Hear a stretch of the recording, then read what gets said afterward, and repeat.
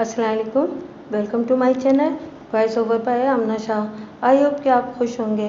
कहानी शुरू करने से पहले आपसे रिक्वेस्ट है कि अगर आपको मेरा कंटेंट पसंद आता है तो प्लीज़ मेरे चैनल को सब्सक्राइब करें और लाइक करें। आइए कहानी का आगाज़ करते हैं। थाना अगरचे नया था, ताहम काम वही पुराना। सुबह शाम जुर्म पेशा अफराद से वास्ता चोरों, डकैतों और कातिलों की सरकूबी के लिए अफरा तफरी और भागम भाग, पकड़ धकड़ और जकड़ का अमल जारी। हथकड़ी हवालात, कड़ी तफ्तीश, पर्चा, रिमांड, चालान, अदालत के चक्कर वगैरह वगैरह। गुलाबी जाड़ा अपना रंग दिखा रहा था। दिन खुशगवार और रात अपने दामन में रेशमी ठंडक लिए उतरती थी। माह अक्टूबर का इख्तिताम चल रहा था। एक सुहानी सुबह मैं थाने में बैठा रोज़मर्रा के काम निपटा रहा था कि साथ वाले गांव से चंद लोग मुझसे मिलने आए। अपने साथ वो एक सनसनीखेज और अजीब व गरीब खबर भी लाए थे। मैंने फ़ौरन इन्हें अपने कमरे में बुला लिया। वो तादाद में 3 थे और इनका ताल्लुक़ मौज़ा फरीदाबाद से था। मज़कूरा गांव मेरे थाने से मशरक़ की सिमत में महज 1 मील के फासले पर वाक़ था। इन तीनों के चेहरों से हद दर्जा परेशानी टपकती थी। मैं सीधा होकर बैठ गया और कदरे तेज़ आवाज़ में इस्तफ़सार किया, क्या मसला है भाई? तुम लोगों के रंग क्यों उड़े हुए हैं? क्या तुमने कोई जिन भूत देख लिया है? मेरी सवाल पर उन्होंने उलझनज़दा नज़रों से एक दूसरे को देखा। फिर इनमें से एक ने हैरत भरे लहजे में मुझसे पूछा, तो आपको पहले से ही पता है? किस चीज़ का पता भाई? मैंने चौंके हुए लहजे में दरियाफ्त किया। जिन वाली बात का जी, एक ने सहमे हुए अंदाज में कहा। मैंने तो तुम लोगों के चेहरों के तासुरात से यह नतीजा अखज़ किया है, मैंने ठहरे हुए लहजे में कहा। तुम सबके होश उड़े हुए और औसान ख़ता हैं। क्या वाकई किसी जिन से तुम्हारा सामना हो गया है? हमारा नहीं जनाब, थैले का सामना हुआ है, इनमें से एक ने सरसीमा नज़र से मुझे देखते हुए बताया। और इस जालिम जिन ने थैले को ख़त्म कर दिया है थानेदार साहब। हम इसी वाक़ये के बारे में आपको इत्तला देने आए हैं, दूसरे ने इज़्तिरारी अंदाज में कहा। तीसरा बोला, बेचारा थैला, कल ही तो इसकी शादी हुई थी और अपनी सुहागरात मनाने के बजाय वो मौत के मुंह में चला गया। जिन ने इसकी गर्दन का मनका तोड़ डाला है थानेदार जी। ब्याह वाले घर में मातम हो रहा है। ये तुम लोग क्या बकवास कर रहे हो? मैंने सख्त लहजे में पूछा। हम बिल्कुल सच कह रहे हैं जनाब, एक ने मजबूत लहजे में कहा।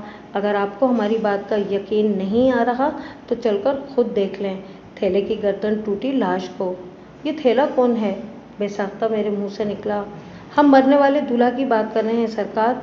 मुझे बताया गया इसका असल नाम तो तुफैल है, लेकिन सब इसे थैला कहते हैं। थैला वर्काम वाला। वो लोग चांदी के वर्क कूटने का काम करते हैं। इतला कुनिंदगान ने मुझे ऐसी नाकाबिले यकीन और तहैयर आमेज़ कहानी सुनाई थी कि मैंने कांस्टेबल यासिर को अपने साथ लिया और जाए वकुआ की जानिब रवाना हो गया। ऐसे मामलात में ताख़ीर की गुंजाइश नहीं होती। मेरी पेशा वराना ज़िंदगी की हर नौइयत के वाक़यात से भरी पड़ी है। दौरान तफ्तीश में बाज़ केसेस के हवाले से ये भी सुनने में आया कि ये किसी जिन, भूत या चुड़ैल का किया धरा है, लेकिन सच्ची बात यह है कि मुझे किसी भी केस में ऐसी चीज़ों का कहीं भी अमल दखल नज़र नहीं आया। ये भी हो सकता है कि मेरा तजर्बा और मुशाहिदा महदूद हो। इंसान सारी ज़िंदगी सीखता रहता है। ऐसे पुरस्कार वाक़ये के पीछे मुझे तो एक शातिर मुजरिम ही छुपा मिला था। बहरहाल देखना ये था कि यहाँ क्या नज़र आता है और क्या मामला है। जैसा कि मैंने इब्तिदा में बताया कि मौज़ा फरीदाबाद मेरे थाने से महज 1 मील की दूरी पर मशरिक़ में वाक़ था। ये एक मुतवस्सित गांव था जिसकी आबादी लगभग 500 नफूस पर मुश्तमिल थी, यानी कमोबेश 125 मकानात का देहात। मैं रास्ते भर मतूफ़ी दूल्हा के बारे में सोचता रहा था। मुबैना तौर पर किसी शरीर जिन ने जिसकी गर्दन का कड़ाका निकाल कर इस बदनसीब को मौत के मुंह में धकेल दिया था, और वो भी शबे ज़फ़ाफ़ में। हमारा टांगा जल्दी फरीदाबाद पहुंच गया। शफीक वर्काम वाले का घर गांव की एक गली के आखिरी कोने पर वाक़ था। तुफैल उर्फ थैला इसी शफीक का बेटा था। वो लोग चांदी के वर्क कूटने का काम करते थे, इसीलिए गांव में वर्काम वाले मशहूर थे। आप सब ने मिठाई और मुख्तलिफ हलवा जात पर चांदी के बारीक वर्क लगे देखे होंगे। चांदी की नन्ही मुन्नी पतरी नुमा डलियों को चौबी हथौड़े से कूट कूट कर ऐसी पतली और बारीक शक्ल में ढाला जाता है। यह खासा मेहनत तलब काम है। मुझे इस कमरे में पहुंचा दिया गया जहां तुफैल की लाश पड़ी हुई थी। मज़कूरा कमरे में आमद व शुद्ध के दो रास्ते थे। एक दरवाज़ा घर के अंदरूनी हिस्से यानी बरामदे की जानिब से था और दूसरा दरवाज़ा बाहर की जानिब था। ये मकान चूंकि गली के आखिर में वाक़ था, लिहाजा मतूफ़ी के कमरे का जो दरवाज़ा बाहर की तरफ खुलता था उसके आगे खेत थे। तुफैल उर्फ थैला की लाश एक चारपाई के ऊपर पड़ी थी। मैं रुकू के बल झुककर लाश का जायज़ा लेने लगा। तुफैल की उम्र 20 और 25 के दरमियान रही होगी। वो फरवा बदन का मालिक एक पस्ता कामत शख्स था। उसका कद मेरे मोहतात अंदाजे के मुताबिक 5 फीट 2 इंच रहा होगा। वो इस वक्त तहबंद और कुर्ते में मलबूस था और इसकी सेहतमंद गर्दन एक जानिब को मुड़ी हुई थी। इस अम्र में कतन किसी शक व शुबे की गुंजाइश नहीं थी कि तुफैल की रूह कब से अंसरी से परवाज कर चुकी थी। मैंने मतूफ़ी के जिस्म के मुख्तलिफ हिस्सों का भी मुआयना किया, लेकिन मुझे कहीं भी कोई चोट या ज़ख्म का निशान दिखाई न दिया। मुझे इस नतीजे पर पहुंचने में किसी दिक्कत का सामना नहीं हुआ कि तुफैल की मौत उसकी गर्दन का मनका टूटने से वाक़ हुई थी। वो ज़िंदगी भर चांदी के वर्क कूटता आया था। पता नहीं किस बेज़बान नुक्कई वर्क की आह ने इसके गर्दन का कड़ाका निकाल दिया था। कमरे में कुल 2 चारपाइयाँ पड़ी थीं। एक तो वही जिस पर तुफैल मुर्दा हालत में गर्दन एक तरफ ढलकाए बेहिस व हरकत पड़ा था और दूसरी चारपाई दर हकीकत एक रंगला पलंग था। इस पलंग पर तुफैल मरहूम की दुल्हन के लिए सेज भी सजाई गई थी। मैंने तुफैल की लाश की तरफ इशारा करते हुए उसके बाप से इस्तफसार किया, क्या तुम्हारा बेटा इसी चारपाई पर मुर्दा पाया गया था? शफीक अहमद मेरे नज़दीक ही खड़ा था। उसने गमज़दा लहजे में मेरे सवाल का जवाब देते हुए फर्श की जानिब इशारा करके बताया, थैला वहाँ पड़ा था जी, बाद में इसे उठाकर चारपाई पर डाला गया है।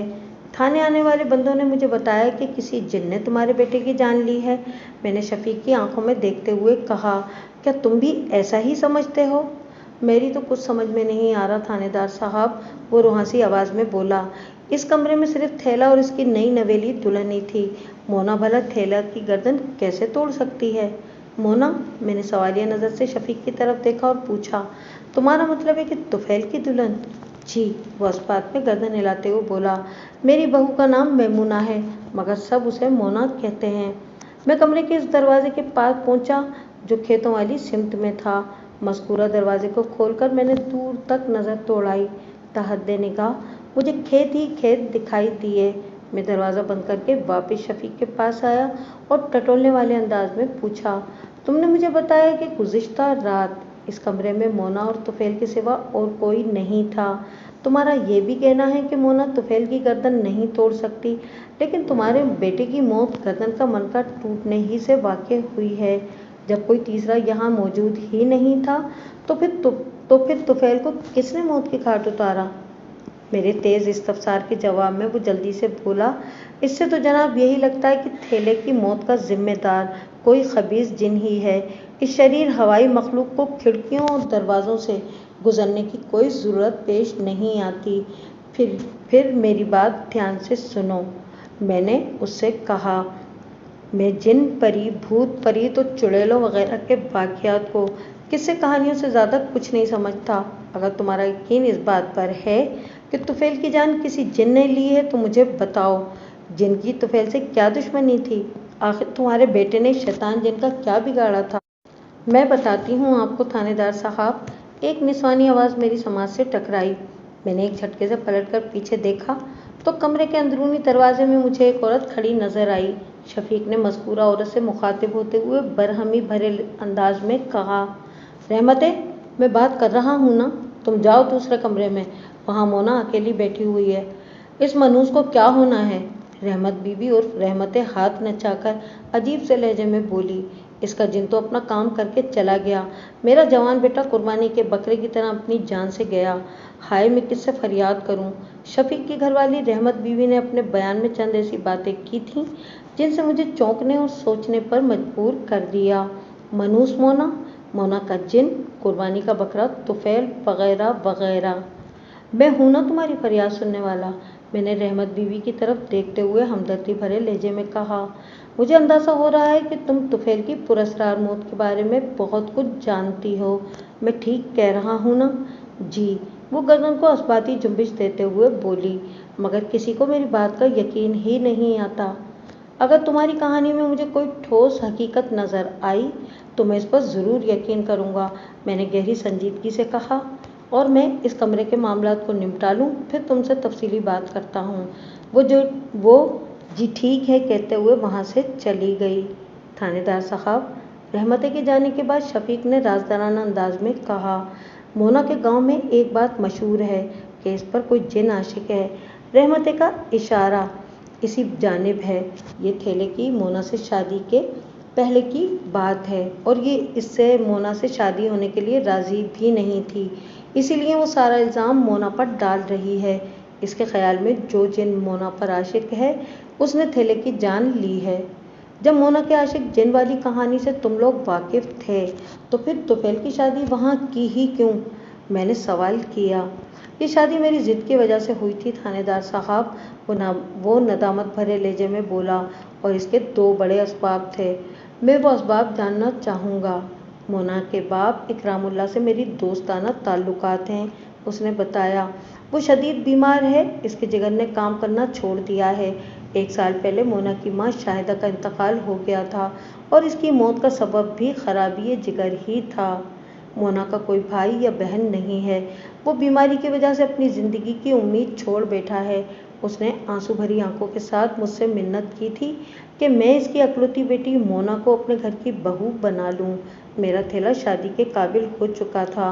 मैं इकरामुल्लाह की दम तोड़ती हुई ख्वाहिश को रद्द न कर सका। यह तो है पहला सबब इस शादी का थानेदार साहब। लम्हाती तवक्कुफ करके उसने एक बोझल सांस खारिज की, फिर अपनी बात जारी रखते हुए बोला, और दूसरा सबब यह है कि मुझे मोना की जिन वाली कहानी पर यकीन नहीं आया था। लेकिन उसने एक झुरझुरीली फिर सरासीमा लहजे में इजाफा करते हुए कहा, पिछली रात इस कमरे में जो अंधोनाक वाक़या पेश आया है, इससे तो यही लगता है कि मैं गलत था।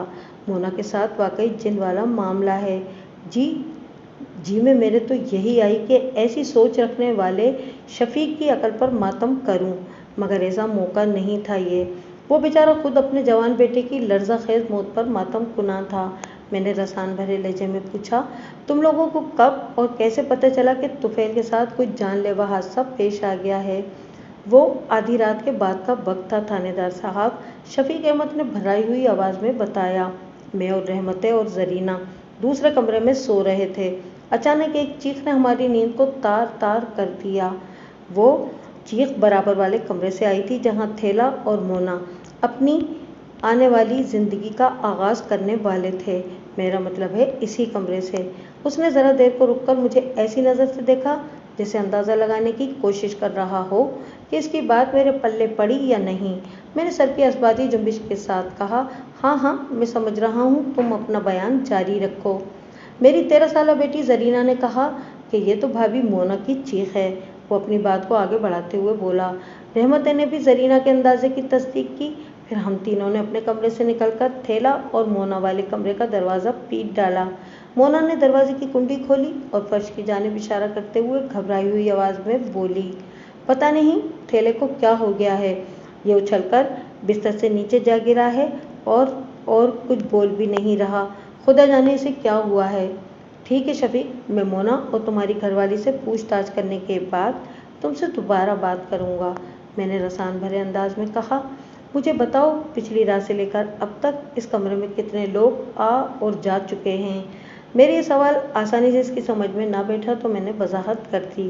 वो एक गहरी सांस खारिज करते हुए बोला, मोना और थेला तो पहले से ही इस कमरे में मौजूद थे। जब हमने मोना की चीखने की आवाज़ सुनी तो मैं और रहमतें कमरे के दरवाजे पर पहुंचे थे। मोना ने हमारी ज़ोरदार दस्तक पर दरवाज़ा खोला तो हम दोनों इस कमरे में दाखिल हुए थे। और तुम्हारी बेटी जरीना, मैंने सवालिया नज़र से इसकी तरफ देखा। थोड़ी देर पहले तुमने मुझे बताया है कि इस कमरे से उभरने वाली चीख को सुनकर तुम तीनों ने अपने कमरे से निकलकर इस कमरे का दरवाज़ा पीट डाला था। बेशक हम तीनों ही इस दरवाजे पर पहुंचे थे। वो जाए वकुआ वाले कमरे के दरवाजे की तरफ इशारा करते हुए बोला, लेकिन जरीना को हमने कमरे में दाखिल होने से रोक दिया था। हम नहीं जानते थे कि अंदर क्या हालात हैं। अब मैंने कहा कि बस ठीक है, मैं तुम्हारी बात अच्छी तरह समझ गया हूँ। اس کی وضاحت مکمل ہونے سے پہلے ہی میں بول اٹھا، مجھے بتاؤ تم میاں بیوی کے علاوہ اور کون اس کمرے میں آیا تھا؟ اور وہ پرسوچ انداز میں بولا، ہمارے دائیں اور بائیں والے پڑوسی جنہوں نے تھیلے کی لاش کو فرش سے اٹھا کر چارپائی پر ڈالا تھا، یا پھر آپ دونوں آئے ہیں ابھی؟ شفیق سے پوچھ گچھ کے دوران میں نے اپنی جیب کے اندر سے ڈائری اور قلم نکال لیا تھا اور ضروری نکات نوٹ کرتا جا رہا تھا۔ شفیق خاموش ہوا تو میں نے پوچھا، تم نے جن دو پڑوسیوں کا ذکر کیا ان کے نام کیا ہیں؟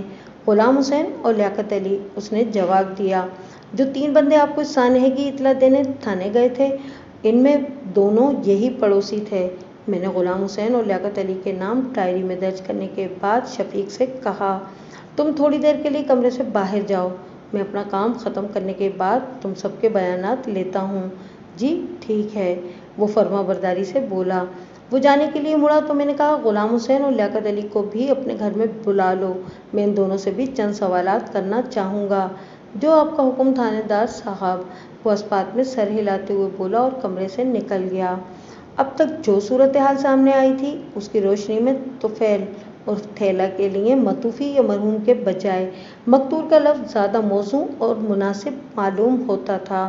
اس امر میں کوئی شک نہیں تھا کہ تھیلے کو گردن توڑ کر ہلاک کیا گیا تھا، یعنی ایک سیدھی سادی قتل کی واردات تھی۔ تھیلے کا قاتل واقعتاً کوئی جن تھا یا حقیقتاً کوئی انسان، مجھے یہی کھوج لگانا تھی، اور ظاہر ہے اس مقصد میں کامیابی حاصل کرنے کے لیے کسی کھوجی کے تجربے اور مشاہدے سے استفادہ کرنا بھی ضروری تھا۔ میں نے کانسٹیبل یاسر کی مدد سے موقع کی کارروائی مکمل کی۔ جائے وقوع پر مجھے کوئی ایسی چیز نہیں ملی جس سے ظاہر ہوتا کہ دولہا اور دلہن کے کمرے میں کسی تیسرے نے نقب لگانے کی کوشش کی ہو۔ میں نے تھیلے کی لاش کانسٹیبل یاسر کی نگرانی میں سرکاری ہاسپٹل بھجوا دی تاکہ پوسٹ مارٹم کی رپورٹ کی مدد سے اس جناتی کارروائی کی عقدہ کشائی کی جا سکے۔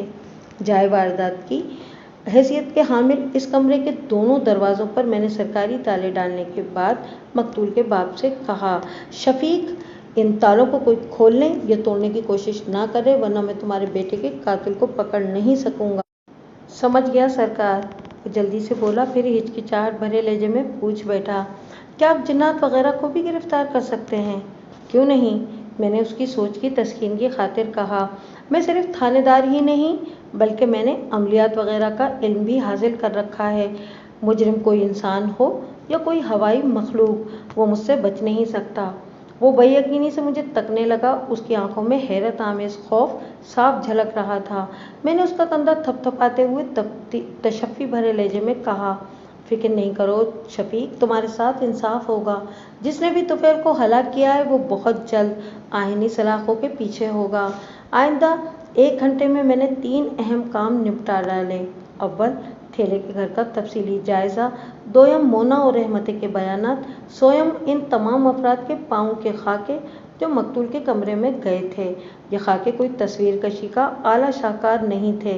ایک موچی اپنے کسی گاہک کے جوتے کا سائز لینے کے لیے جیسے گتے پر اس کے پاؤں کو رکھ کر پینسل یا پین کی مدد سے ایک باؤنڈری لائن کھینچ لیتا ہے، مذکورہ خاکے بھی بالکل ویسے ہی آؤٹ لائن تھے۔ بعد ازاں میں نے اپنے اور کانسٹیبل یاسر کے پاؤں کے خاکے بھی ان خاکہ جات میں شامل کر لیے تھے تاکہ تفتیشی عمل کو آگے بڑھانے میں آسانی ہو۔ شفیق برقع والے کا گھر لگ بھگ 8 مرلہ قطع اراضی پر تعمیر شدہ تھا۔ کراچی کے باسی اس مکان کے رقبے کو 240 گز تصور کر لیں۔ مکان کے پچھلے حصے میں 3 کمرے بنے ہوئے تھے جن کے آگے برآمدہ بھی نظر آ رہا تھا۔ 2 کمرے ایک جیسی پیمائش کے تھے جبکہ تیسرا کمرہ نسبتاً بڑا اور مستطیل شکل کا تھا۔ اس لمبوترے کمرے میں شفیق، رحمتیں اور مقتول تھیلا کے لیے مخصوص بیٹھنے کی جگہیں تھیں جہاں بیٹھ کر وہ تینوں دن بھر چوبی ہتھوڑوں کی مدد سے چاندی کے ورق کو کوٹا کرتے تھے۔ مکانیت کے لحاظ سے یہ مستطیل کمرہ باقی 2 کمروں کے پہلو میں واقع تھا۔ اس کے ساتھ والے یعنی درمیانہ کمرے میں اس وقت دلہن مونا موجود تھی، جبکہ تیسرا اور آخری کمرہ وہی تھا جو جائے وقوع کی حیثیت اختیار کر چکا تھا۔ گھر کا باقی حصہ ایک کشادہ صحن پر مشتمل تھا جس میں 3-4 سایہ دار درخت بھی لگے ہوئے تھے۔ یہ گھر کھلی فضا کا حامل تھا کیونکہ پلاٹ کا آدھے سے زیادہ حصہ صحن کے لیے خالی چھوڑ دیا گیا تھا۔ मकान के तफसीली मुआयने के बाद मैंने सबसे पहले मकतूल की वालिदा रहमत बीबी उर्फ रहमते की बिपता सुनी। रहमते ने ज़्यादातर इन्हीं बातों को दोहराया जो शफीक की ज़बानी मुझे मालूम हो चुके थे। ताहम मैंने अपनी तवज्जो कम नहीं की क्योंकि वो एक दुखी माँ थी। इसने अपने नौजवान जहान बेटे को हमेशा के लिए खो दिया था। आप माने या ना माने, लेकिन सच यही है कि थेले की मौत का जिम्मेदार मोना का जिन ही है। उसने भराई हुई आवाज़ में कहा, वो मरदूद जिन मोना की कहीं भी शादी नहीं होने देगा। पहले भी इस जिन ने काफ़ी गड़बड़ की है। रहमत के आखिरी अल्फाज ने मुझे चौंकने पर मजबूर कर दिया। मैंने सरसराती हुई आवाज़ में पूछा, तुम किस गड़बड़ की बात कर रही हो? 2 साल पहले मोना की माँ शाहिदा ने इसकी शादी की कोशिश शुरू की तो इसका जिगर ख़राब हो गया। वो राजदाराना अंदाज में बोली, हर तरह का इलाज करके देख लिया मगर शाहिदा का मर्ज कम होने की बजाय बढ़ता चला गया और साल भर पहले वो मौत के मुंह में चली गई। लम्हाती तवक्कुफ करके उसने मुझे ऐसी नज़र से देखा जैसे ये अंदाज़ा कायम करने की कोशिश कर रही हो कि मैं इसकी बात का यकीन कर रहा हूँ या नहीं। मैंने अपने चेहरे के तासुरात से इसे यही पैगाम दिया कि मैं पूरी तवज्जो और संजीदगी से न सिर्फ इसे सुन रहा हूँ बल्कि इसकी बातें मेरी समझ में भी आ रही हैं। शाहिदा तो इस दुनिया से चली गई मगर इसके घर वाले को जिन वाली बात पर यकीन नहीं आया। वो एक गहरी सांस खारिज करने के बाद अपने बयान को आगे बढ़ाते हुए बोली, इकरामुल्लाह ने जैसे ही बेटी की शादी के बारे में सोचा इसका जिगर भी ख़राब हो गया। वो ये मानने को तैयार नहीं था कि इसकी बीवी की मौत का जिम्मेदार मोना का जिन है। ना ही इसे इस बात का यकीन था कि इसके जिगर को ख़राब करने वाला भी वही आशिक जिन है। मोना के जिन वाली कहानी पूरे फैज़ नगर में मशहूर है थानेदार साहब। अगर आपको मेरे कहे पर भरोसा नहीं हो रहा तो खुद फैज़ नगर जाकर मालूम कर लें। रहमते, अगर तुम मुझसे नहीं भी कहती तो मैंने फैज़ नगर का तफसीली दौरा करने का फ़ैसला किया हुआ है। मैंने ठहरे हुए लहजे में कहा, तुम्हारी बहू पर आशिक होने वाले जिन ने मेरे रगों पे में अफरा तफरी मचा रखी है। जब तक मैं इस नालायक जिन को गिरफ्तार नहीं कर लूँगा मुझे सुकून हासिल नहीं होगा। इस हरामखोर की तलाश में फैज़ नगर क्या, मैं तो कोहकाफ तक भी जाऊँगा। वो शकालूत नज़र से मुझे देखने लगी। इसके कुछ बोलने से पहले मैंने हौसला अफजाई करने वाले अंदाज में कहा, रहमते, तुम बहुत अहम बात कर रही थी, अपना बयान जारी रखो। मैंने बताया है ना कि उधर फैज़ नगर में कोई मोना से शादी करने के लिए तैयार नहीं था। वो इत्मीनान भरे लहजे में बोली, सब इसके जिन की वजह से डरे और सहमे हुए थे मगर इकरामुल्लाह पर जैसे बेटी को जल्द से जल्द ब्याहने का जनून सवार था। जब फैज़ नगर में इसका काम ना बना तो उसने थेला के बाप को घेर लिया। शफीक अहमद जैसे काठ का उल्लू आसानी से इसके जज्बाती झांसे में आ गया।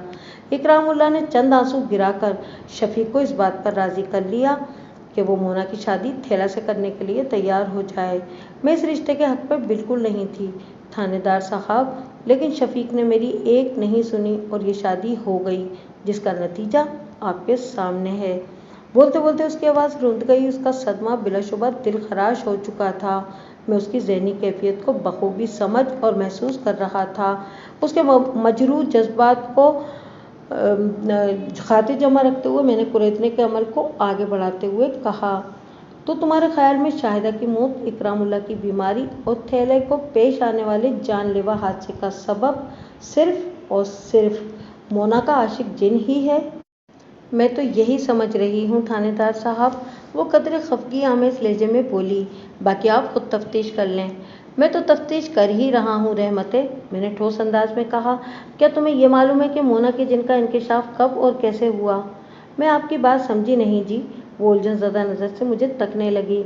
मेरा मतलब है, मैंने वजाहत करते हुए कहा, ये कैसे पता चला कि कोई जिन इकरामुल्लाह की बेटी मेमूना और मोना पर आशिक हो गया है?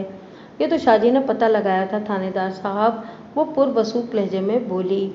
मैं पूछे बिना ना रह सका कि कौन शाहजी? किबला वही शाह साहब, उसने जवाब दिया।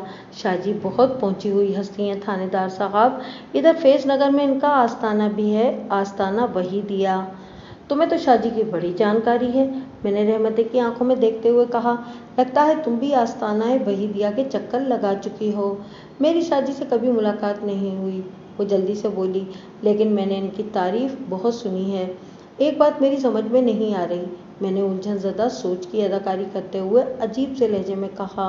वो तुरंत पूछने लगी, कौन सी बात थानेदार साहब? शाहजी किसी डॉक्टर के बजाय टेस्ट लेबोरेटरी का किरदार क्यों अदा कर रहे हैं? मैंने उसके चेहरे पर निगाह गाड़कर बेजारी से कहा।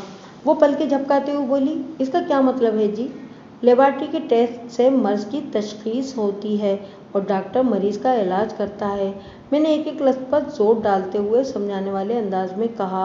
शाहजी ने ये तो पता लगा लिया कि कोई दिल फेंक जिन मोना पर आशिक हो गया है, लेकिन मज़कूरा बज़ात जिन को भगाने के सिलसिले में उन्होंने कुछ नहीं किया। ये कोई बाबागिरी तो ना हुई? इस बारे में भला मैं क्या कह सकती हूँ? वो बेबसी से मुझे देखते हुए बोली, ये तो शाहजी ही को पता होगा थानेदार साहब। ठीक है, इस बारे में मैं शाहजी से ज़रूर पूछूंगा, मैंने तसल्ली भरे अंदाज में कहा। तुम्हें फिक्रमंद होने की ज़रूरत नहीं। जी शुक्रिया, वो ममनूनियत भरे लहजे में बोली। और हाँ, मैंने ठहरे हुए लहजे में कहा, रहमते, मैं तुमसे वादा करता हूँ कि बहुत जल्द थैले के कातिल को लाकर तुम्हारे कदमों में फेंकूंगा, इंशाअल्लाह। इजहार तशक्कुर के तौर पर उसकी उदास आंखों में आंसू भर गए। रहमते से मैंने 1 to 1 बात की थी, यानी हमारे आसपास कोई तीसरा वजूद नहीं था। यही तरीका मैंने मोना का बयान लेने के लिए भी अपनाया, लेकिन इससे गुफ्तगू शुरू करने में मुझे काफ़ी दिक्कत का सामना हुआ, क्योंकि इसका रोना ही थमने का नाम नहीं ले रहा था। शफीक और जरीना के ताउन से बमुश्किल तमाम मैं मोना को बोलने पर आमादा कर सका। इस हवाले से रहमत ने मेरी कोई मदद नहीं की थी।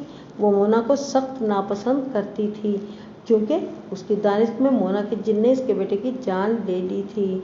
बालफाज़ दीगर, मोना ही थेला की कातिल, इसकी मौत की जिम्मेदार ठहरी थी।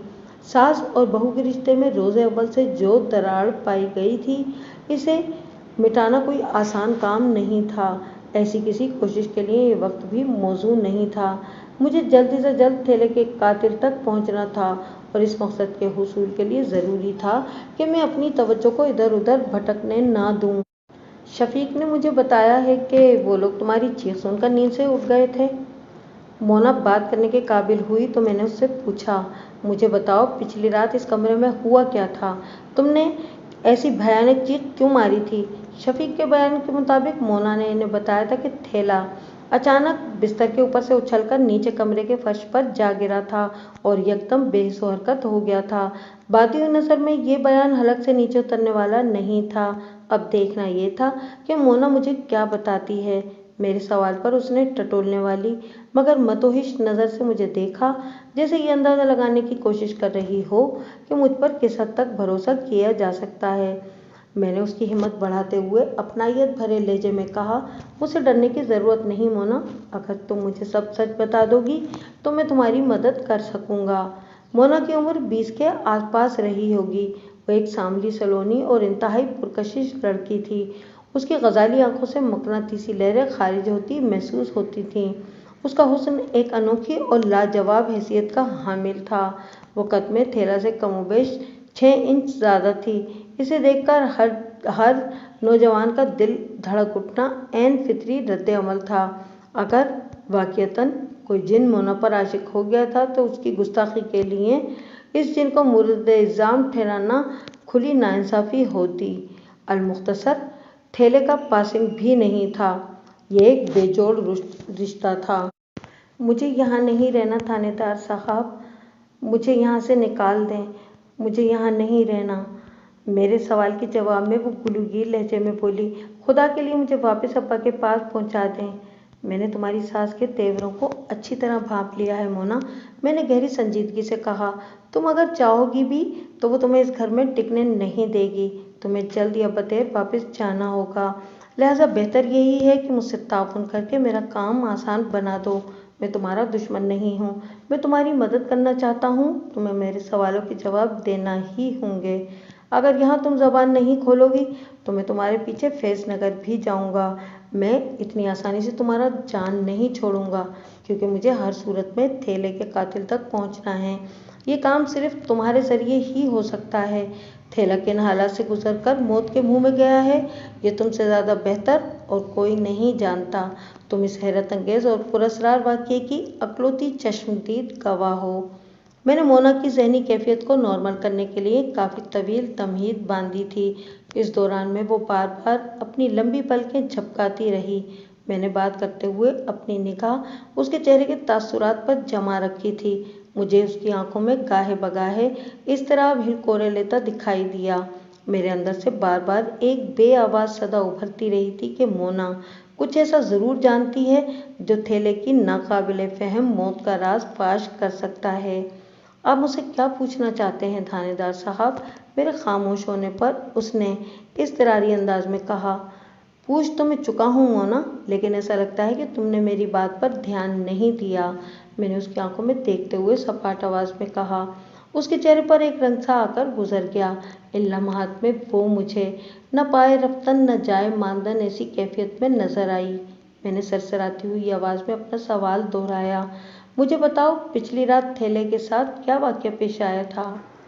वो अपनी बात मुकम्मल करने से पहले चौकन्ना नज़र से दरवाजे की जानिब देखने लगी, जैसे इसे डर हो कि कोई बाहर से अंदर आकर इसकी बात ना सुन ले। मैंने ठहरे हुए लहजे में कहा, जब तक मैं इजाज़त नहीं दूंगा कोई इस कमरे में कदम रखने की जुर्रत नहीं कर सकता। तुम बेधड़क बोलती जाओ। उसने कहा। मैंने थैले के कहने पर अपने शादी वाले कपड़े जब मैं तब्दील करके आई और पलंग पर बैठ गई। थैला भी मेरे साथ ही पलंग पर बैठ गया। वो बहुत खुश था। और फिर जैसे ही उसने मेरा हाथ पकड़ना चाहा, वो एक झुरझुरी लेते हुए बोली। इसके बाद वो पलंग से गज भर ऊपर उठा और फिजा में उड़ते हुए कमरे के फर्श पर जाकर गिरा और बेहोश हो गया। ये भयानक मंजर देखकर मेरी चीख निकल गई। ऐसी सूरत हाल मैंने अपनी ज़िंदगी में पहले कभी नहीं देखी थी। यूँ लगता था जैसे किसी गैबी ताकत ने थैले को पलंग से उठाकर फर्श पर पटक दिया हो और नीचे गिरते ही उसकी जान निकल गई हो। तुमने जो बताया, अगर वो ऐसे ही पेश आया था तो इससे यही साबित होता है कि मैंने मोना के चेहरे के तासुरात का जायज़ा लेते हुए गंभीर अंदाज में कहा। उस गैबी ताकत को थैले का तुम्हें छूना बिल्कुल पसंद नहीं आया था, इसीलिए उसने थैले को पलंग से उठाकर ज़मीन पर दे मारा और उसकी गर्दन का कड़ाका निकाल कर दूसरे जहान रवाना कर दिया। ये बात मैंने मोना की ज़हनियत को देखते हुए कही थी। जब उसने किसी गैबी ताकत का जिक्र किया तो मुझे ये समझने में कतई कोई दुश्वारी महसूस नहीं हुई कि वो भी थैले की हलाकत का ज़िम्मेदार अपने आशिक जिन ही को समझ रही थी। मुझे भी ऐसा ही लगता है थानेदार साहब, वो ताईदी अंदाज में गर्दन हिलाते हुए बोली, वरना हम दोनों के सिवा तो कमरे में और कोई था ही नहीं। तुम भूल रही हो मोना, मैंने बदस्तूर उसकी आंखों में झांकते हुए मायना खेज अंदाज में कहा। गुज़िश्ता रात सुहागी कमरे में कोई तीसरा भी मौजूद था। कौन? वो इस तरह उछल पड़ी जैसे लफ्ज़ तीसरा ने उसे 11,000 वोल्ट का झटका दिया हो। नहीं नहीं थानेदार साहब, वो लुकनज़दा लहजे में सफाई पेश करते हुए बोली, बस हम दोनों ही थे कमरे में। पता नहीं आप किस तीसरे बंदे की बात कर रहे हैं। इस दौरान में मैं मुसलसल मोना के चेहरे के तासुरात का जायज़ा भी ले रहा था। वो तासुरात मुझे ये बताने की कोशिश कर रहे थे कि मेरे इस्तफसारिया इजहार ने मोना को अंदर से हिलाकर रख दिया था। उसकी आंखें चोली खा रही थीं, जैसे मैंने उसकी कोई चोरी पकड़ ली हो। ऐन मुमकिन है कि मोना का ये मशकूक रद्द अमल इस वाहियात सूरत हाल का नतीजा हो जिसमें वो घिरी हुई थी। मैं किसी की बंदे की बात नहीं कर रहा हूँ मोना, मैंने नर्म लहजे में उससे ये कहा। मेरा इशारा उस शरीर जिन की तरफ है जो तुम पर आशिक है और जिसने जोश रकाबत में थैले की गर्दन का मनका तोड़कर उसे जिंदगी की कैद से आज़ाद कर दिया है। मेरी ये राय उसकी सोच से लग्गा खाती थी। चुनाचे एक तवील, गहरी और इत्मीनान बख्श सांस छोड़ने के बाद वो मातदिल अंदाज में बोली, थानेदार साहब, आप बिल्कुल ठीक कह रहे हैं। मतलब ये कि वो आशिक जिन हर वक्त तुम्हारे साथ रहता है। मैंने गैर महसूस अंदाज में तफ्तीशी अमल को जारी रखते हुए सवाल किया। शादी ने तो यही बताया था, वो इस्बात में गर्दन हिलाते हुए बोली, लेकिन मैंने उसे कभी देखा नहीं और ना ही कभी उसने अपनी मौजूदगी का एहसास दिलाया है। पिछली रात मैंने पहली मर्तबा उसका गुस्सा देखा है। शादी बिल्कुल दुरुस्त कहते हैं, ये जिन कहीं भी मेरी शादी नहीं होने देगा। क्या गुज़िश्ता रात तुमने आशिक जिन का सिर्फ गुस्सा ही देखा है या वो खुद भी तुम्हें नजर आया था? मैंने तेज़ लहजे में दरियाफ्त किया। ना जी ना, वो नफ़ी में गर्दन झटकते हुए बोली, जिन तो मुझे कहीं नजर नहीं आया। मैंने तो बस थैले को हवा में उड़ते और फिर फर्श पर गिरते देखा था। शाहजी कहते हैं, वो बोलते बोलते रुकी और एक बार फिर चौकन्ना अंदाज में कमरे के बंद दरवाजे को तकने लगी। मैंने उसके इत्मीनान की खातिर तसल्ली आमेज अंदाज में कहा, तुम्हें किसी से खाइफ होने की ज़रूरत नहीं मोना, मैं सबको संभाल लूँगा। तुम अपनी बात मुकम्मल करो, मुझे बताओ शाहजी जिन के बारे में और क्या कहते हैं। शाहजी का कहना है कि वो जिन बहुत ही डरावनी शक्ल का है। वो गहरी संजीदगी से बोली, वो मुझे कभी भी दिखाई नहीं देगा। वो नहीं चाहता कि मैं इसकी सूरत देखकर मारे खौफ के थर थर कांपने लगूं। वो मुझे कोई तकलीफ, कोई दुख नहीं देना चाहता। ये शाहजी तो बहुत ही पहुंचे हुए इंसान लगते हैं, मैंने मायना खेज अंदाज में कहा, जो जिनको भी देख लेते हैं। लेकिन मैंने दानिस्ता तवक्कुफ किया और फिर उलझन ज़दा लहजे में इजाफा कर दिया, एक बात मेरी समझ में नहीं आ रही। शाहजी को फैज़ नगर और आले दुआले के तमाम गांव देहात के लोग मानते हैं थानेदार साहब, वो अकीदत भरे अंदाज में बोली। फिर मुझसे पूछा, आपकी समझ में कौन सी बात नहीं आ रही? जब वो ये जान सकते हैं कि तुम पर कोई जिन आशिक है। मैंने रहमते से पूछे गए सवाल को बांदाज़े दीगर दोहराते हुए मोना से कहा, बल्कि वो इस आशिक जिन की शक्ल सूरत से भी वाकिफ़ हैं, तो वो फिर तुम्हें इस जिन से निजात क्यों नहीं दिला देते? इस किस्म की बात अम्मा ने भी शादी से की थी, वो मादिल अंदाज में बोली, और उन्होंने जवाब दिया था कि ये जिन इनसे ज़्यादा ताकतवर है, इसे पछाड़ने और भगाने में इनकी जान जाने का भी खतरा है। ज़िद्दी जिन गुस्से में आकर इन्हें शदीद नुकसान पहुंचा सकता है। इसका मतलब तो ये हुआ कि शाहजी इस आशिक जिन की दुश्मनी मोल लेने को तैयार नहीं है, मैंने तंज़िया अंदाज में कहा। खैर, इस मौजू पर मैं कभी शाहजी से ज़रूर बात करूँगा। मोना खाली खाली नज़र से मुझे तकने लगी। मैंने उसे ज़रूरी हिदायत दी और कमरे से बाहर निकल आया। घर छोड़ने से कब मैंने शफीक और रहमते से भी मुख्तसर बातचीत की थी। वहाँ अव्वल व आखिर ये माहौल बना हुआ था कि मोना के जिन ने तेश में आकर थैले की गर्दन तोड़कर उसे मौत के घाट उतार दिया था। सियाने कहते हैं, जब आप रोम में हों तो वही करें जो रोमन करते हैं। मैंने भी इस कहावत का एहतराम करते हुए अपने अंदर के थानेदार और उसके मबनी बर हकाइक अज़ाइम को खुफिया रखकर सब पर यही जाहिर किया कि मुझे जिन वाली कहानी पर यकीन आ गया है।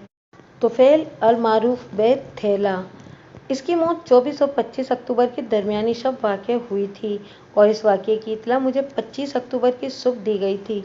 इससे अगले रोज़ यानी 26 अक्टूबर को मैंने खोजी लतीफ़ मुग़ल को थाने बुलाकर सूरत हाल से आगाह करने के बाद 7 पाँव के खाके उसके हवाले करते हुए कहा, ये इन 7 अफराद के पाँव के खाके हैं जो थैले की मौत वाक़ होने से लेकर पुलिस की कार्रवाई शुरू होने तक इस कमरे में गए थे जहां कत्ल की ये वारदात हुई है। मैंने अपना और कांस्टेबल यासिर के पाँव का खाका भी इसमें शामिल कर दिया है और हर खाके पर मुतालिका शख्स का नाम भी लिख दिया है ताकि तुम्हें किसी दिक्कत का सामना ना करना पड़े। मैं आपकी कारगुजारी को देख रहा हूँ मलिक साहब, वो मज़कूरा खाकी जात को बगौर जायज़ा लेते हुए बोला। मैं काम शुरू कर देता हूँ, आगे जो अल्लाह की मर्ज़ी। इंशाअल्लाह मैं किसी छोटे साइज़ के पाँव का खुरा तलाश करके ही दम लूँगा। उसके आखिरी अल्फाज ने मुझे चौंकने पर मजबूर कर दिया। छोटे साइज़ का पाँव? मैंने सवालिया नज़र से इसकी तरफ देखा और पूछा, इसका क्या मतलब हुआ चाचा? लतीफ़ मुग़ल की उम्र 60 से ज़्यादा थी, ताहम वो साटा पाटा हरगिज़ नहीं था। उसके बरक्स वो अल्लाह की शान देखो तिनके में जान देखो की अमली शक्ल नज़र आता था।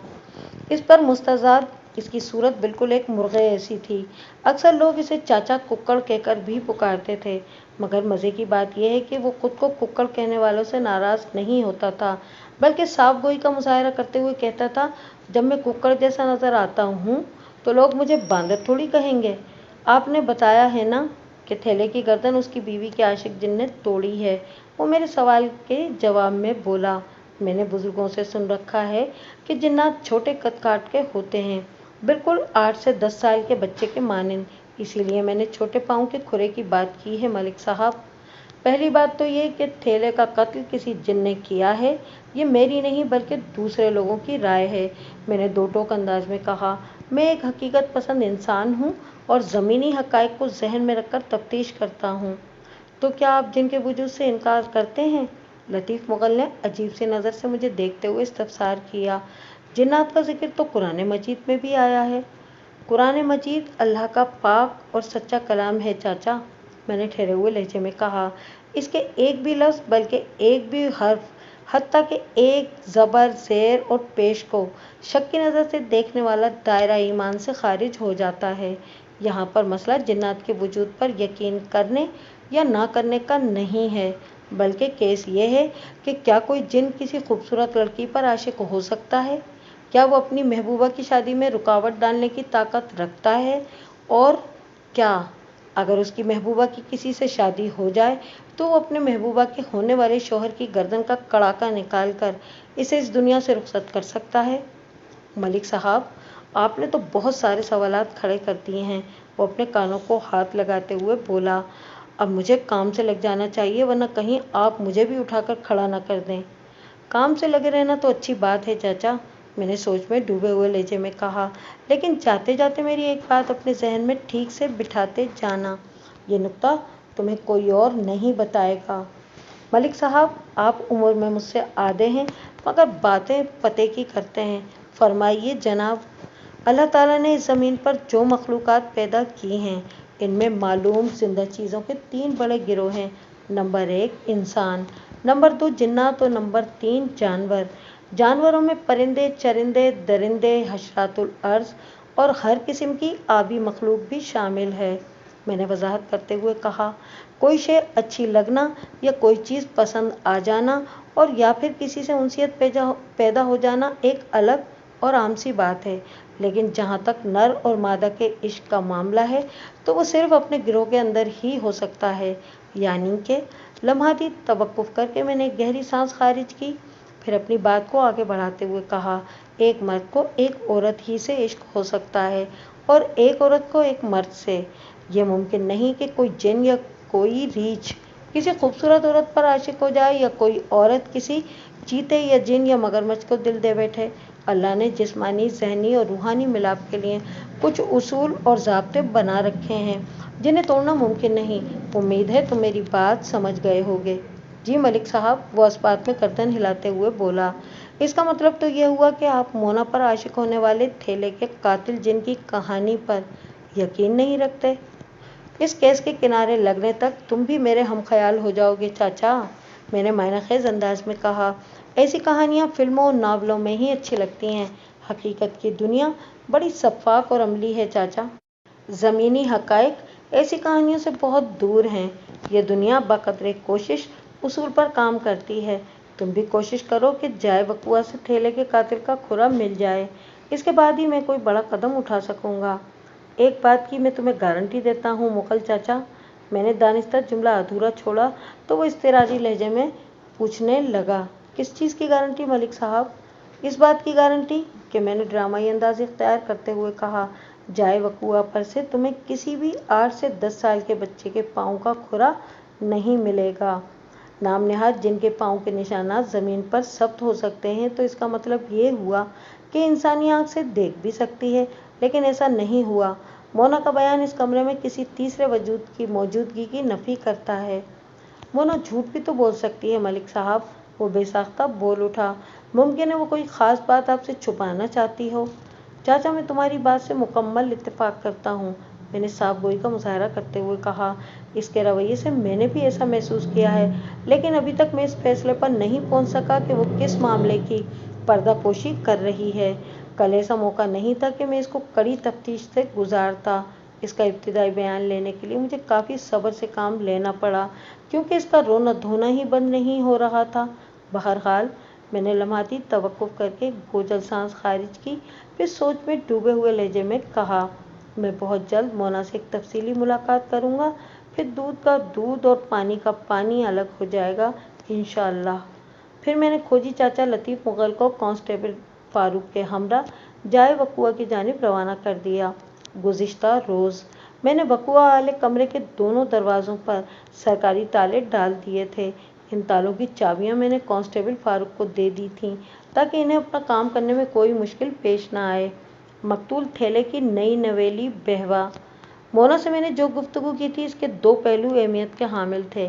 پہلا، اس کے چہرے کا تغیر و تبدل۔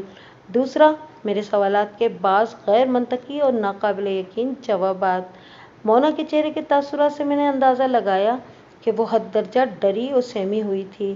इस वाक़ये ने इसके हवास को बुरी तरह मुतासिर किया था।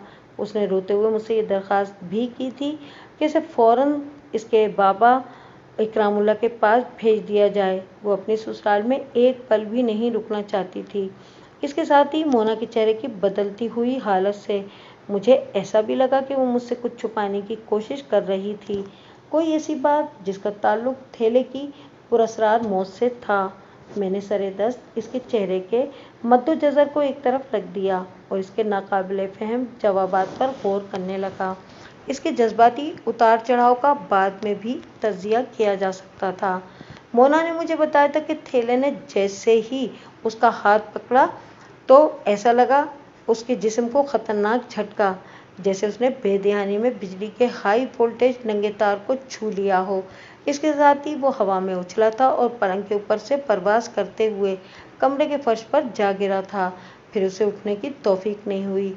ज़मीन पर गिरते ही वो अल्लाह को प्यारा हो गया था।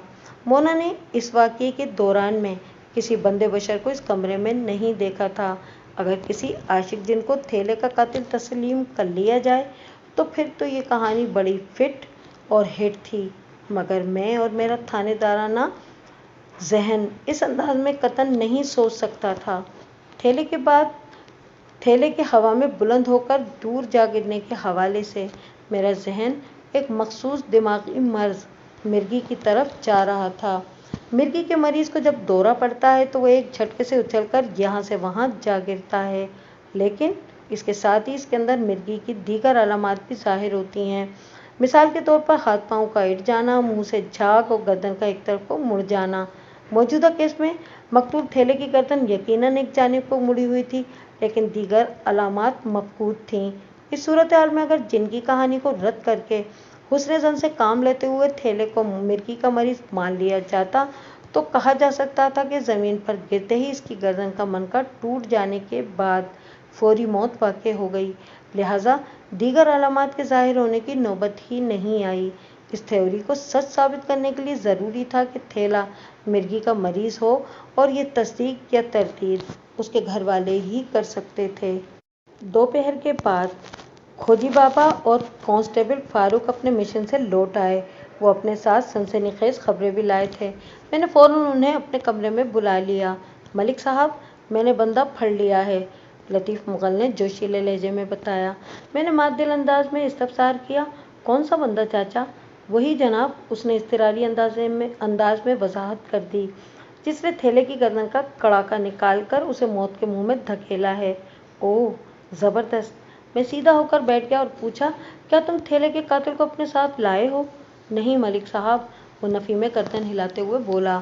मेरा मतलब है मैंने इस बंदे का खुरा पकड़ लिया है, जो बकुआ की रात पिछले दरवाजे से दूल्हा दुल्हन के कमरे में आया था और इसी दरवाजे से वापस चला गया था। पिछला दरवाज़ा? मैंने सोच में डूबे हुए लहजे में कहा, यानी तुम इस दरवाजे की बात कर रहे हो जो खेतों की जानिब खुलता है? बिल्कुल वही जनाब, वो ठोस अंदाज में बोला।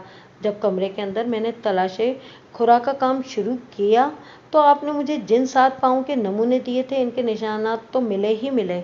इनके साथ ही मुझे एक 8वां पाँव का खुरा भी मिला। इस पाँव का साइज़ भी गैर मामूली है। गैर मामूली मतलब? नॉर्मल साइज़ से बहुत छोटा। मैंने उसकी आंखों में देखते हुए ज़ाहिर ख्याल किया, जैसा कि 8-10 साल के बच्चे के पाँव का साइज़ होता है ना? मलिक साहब, आप जिन के कद-काठ को लेकर मेरा मजाक उड़ा रहे हैं, मगर मैं बहुत संजीदा हूँ जनाब। मैं नॉर्मल पाँव से कहीं बड़े पाँव के खुरे की बात कर रहा हूँ, जो लगभग 10 नंबर का जूता पहनता हो। पाँव के साइज़ के झेल में लतीफ़ मुग़ल से मैंने जो भी कहा, इससे मेरा मकसद खोजी का मजाक उड़ाना हरगिज़ नहीं था। बस वो बात खामखा ही मेरे मुँह से निकल गई थी। इसकी वजाहत के जवाब में मैंने कहा, 10 नंबर का जूता तो खासा बड़े पाँव के लिए होता है। जैसे तुमने बुजुर्गों से सुन रखा है कि जिन कदो-कामत में 8-10 साल के बच्चे जितने होते हैं, वैसे ही मैंने भी सुन रखा है कि देव का कद-काठ पहाड़ के मानिंद होता है। अगर कोई शख्स दराज कामत और डील डोल का मजबूत हो तो इसे देव से तशबीह दी जाती है। इससे तो ये पता चलता है कि थैले की मौत का जिम्मेदार कोई जिन नहीं बल्कि देव है। लम्हाती तवक्कुफ करके मैंने गहरी सांस खारिज की, फिर ज़ेरे लब मुस्कुराते हुए इन अल्फाज में इजाफा कर दिया, और ये खालिसतन एक मजाक था। तो मुझे 10 नंबर पाँव के बंदे के बारे में तफसीलन बताओ। मैं तवज्जो से सुन रहा हूँ। लतीफ़ मुग़ल ने मुझे ऐसी नज़र से देखा जैसे बज़बाने खामोशी कह रहा हो, मलिक साहब आप भी बड़े मखौली हैं, सूरत हाल की संगीनी को नज़रअंदाज करके काफ़ी संजीदा मजाक करते हैं। आइंदा 15 मिनट में खोजी लतीफ़ मुग़ल ने मुझे जो कुछ बताया उसका खुलासा ये है। जाए बकुआ पर गैर मामूली बड़े पाँव का खुरा देखकर वो चौंक उठा था। बाकी तमाम खुरों को नज़रअंदाज करके उसकी मज़कूरा खुरे पर तवज्जो मरकूज़ कर दी। जल्दी वो इस हकीकत तक रसाई हासिल करने में कामयाब हो गया कि वो बंदा अकबी दरवाजे से कमरे में दाखिल हुआ था और इसी रास्ते वापस चला गया था। खोजी ने घर के बाहर भी खुरे का ताक़ुब किया था और खेतों तक पहुंच गया था। उसका दावा था कि वो बंदा खेतों से निकलकर जाए बकुआ तक आया था और इसी रास्ते से वापस गया था। खेतों के अंदर ज़मीन खासी नरम थी और पगडंडी पर घास उगी हुई थी, जिसके सबब वो मज़कूरा खुरे का मुनासिब अंदाज में पीछा नहीं कर सका था, वगैरह वगैरह। वो अपनी बात मुकम्मल कर चुका तो मैंने सवाल किया, चाचा तुम जाए बकुआ के जिस दरवाजे का जिक्र कर रहे हो, मैंने भी उससे बाहर झाँक कर देखा था। मुझे 3 अतराफ में तहत देने का खेत ही खेत नज़र आए थे। क्या तुम मुझे ठीक ठीक बता सकते हो कि 10 नंबर पाँव वाला वो मशकूक बंदा किस सिमत से आया था और वापस किधर गया था? सिमत एक ही है मलिक साहब, वो मजबूत लहजे में बोला, जाए बकुआ से बिल्कुल शुमाल की जानिब। मैं गहरी सोच में डूब गया। फिर मादिल अंदाज में पूछा, क्या तुम लोगों ने जाए वारदात को दोबारा लॉक कर दिया है? जी मलिक साहब, इस बार कांस्टेबल फारूक ने जवाब दिया। दोनों दरवाज़ों पर सरकारी ताले लगा दिए गए हैं और खेतों की तरफ जाने वाले रास्ते पर भी निशानी के पत्थर रखकर खुरे को महफूज कर दिया है। इसके साथ ही मैंने शफीक और दीगर लोगों को ताकीद कर दी है कि जब तक पुलिस की तफ्तीश मुकम्मल नहीं हो जाती, इस रास्ते पर कोई कदम रखने की गलती ना करे, वरना कार्य सरकार में रखना डालने पर वो बंदा सीधा सीधा जेल जाएगा। फारूक, तुम्हारा मुस्तकबिल मुझे खासा रोशन नज़र आ रहा है, मैंने सताइशी अंदाज में कांस्टेबल की तरफ देखते हुए कहा।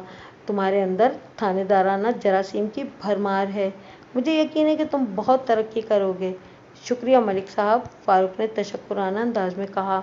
मलिक साहब, अपने कांस्टेबल के मुस्तकबिल में झांकने से अगर आपको फुर्सत मिल जाए तो थोड़ी तवज्जो मेरे हाल पे भी फरमा लें सरकार। लतीफ़ मुग़ल ने शाकी नज़रों से मुझे देखते हुए कहा। हम भी पड़े हैं राहों में। तुम्हारे हाल को क्या हुआ है चाचा?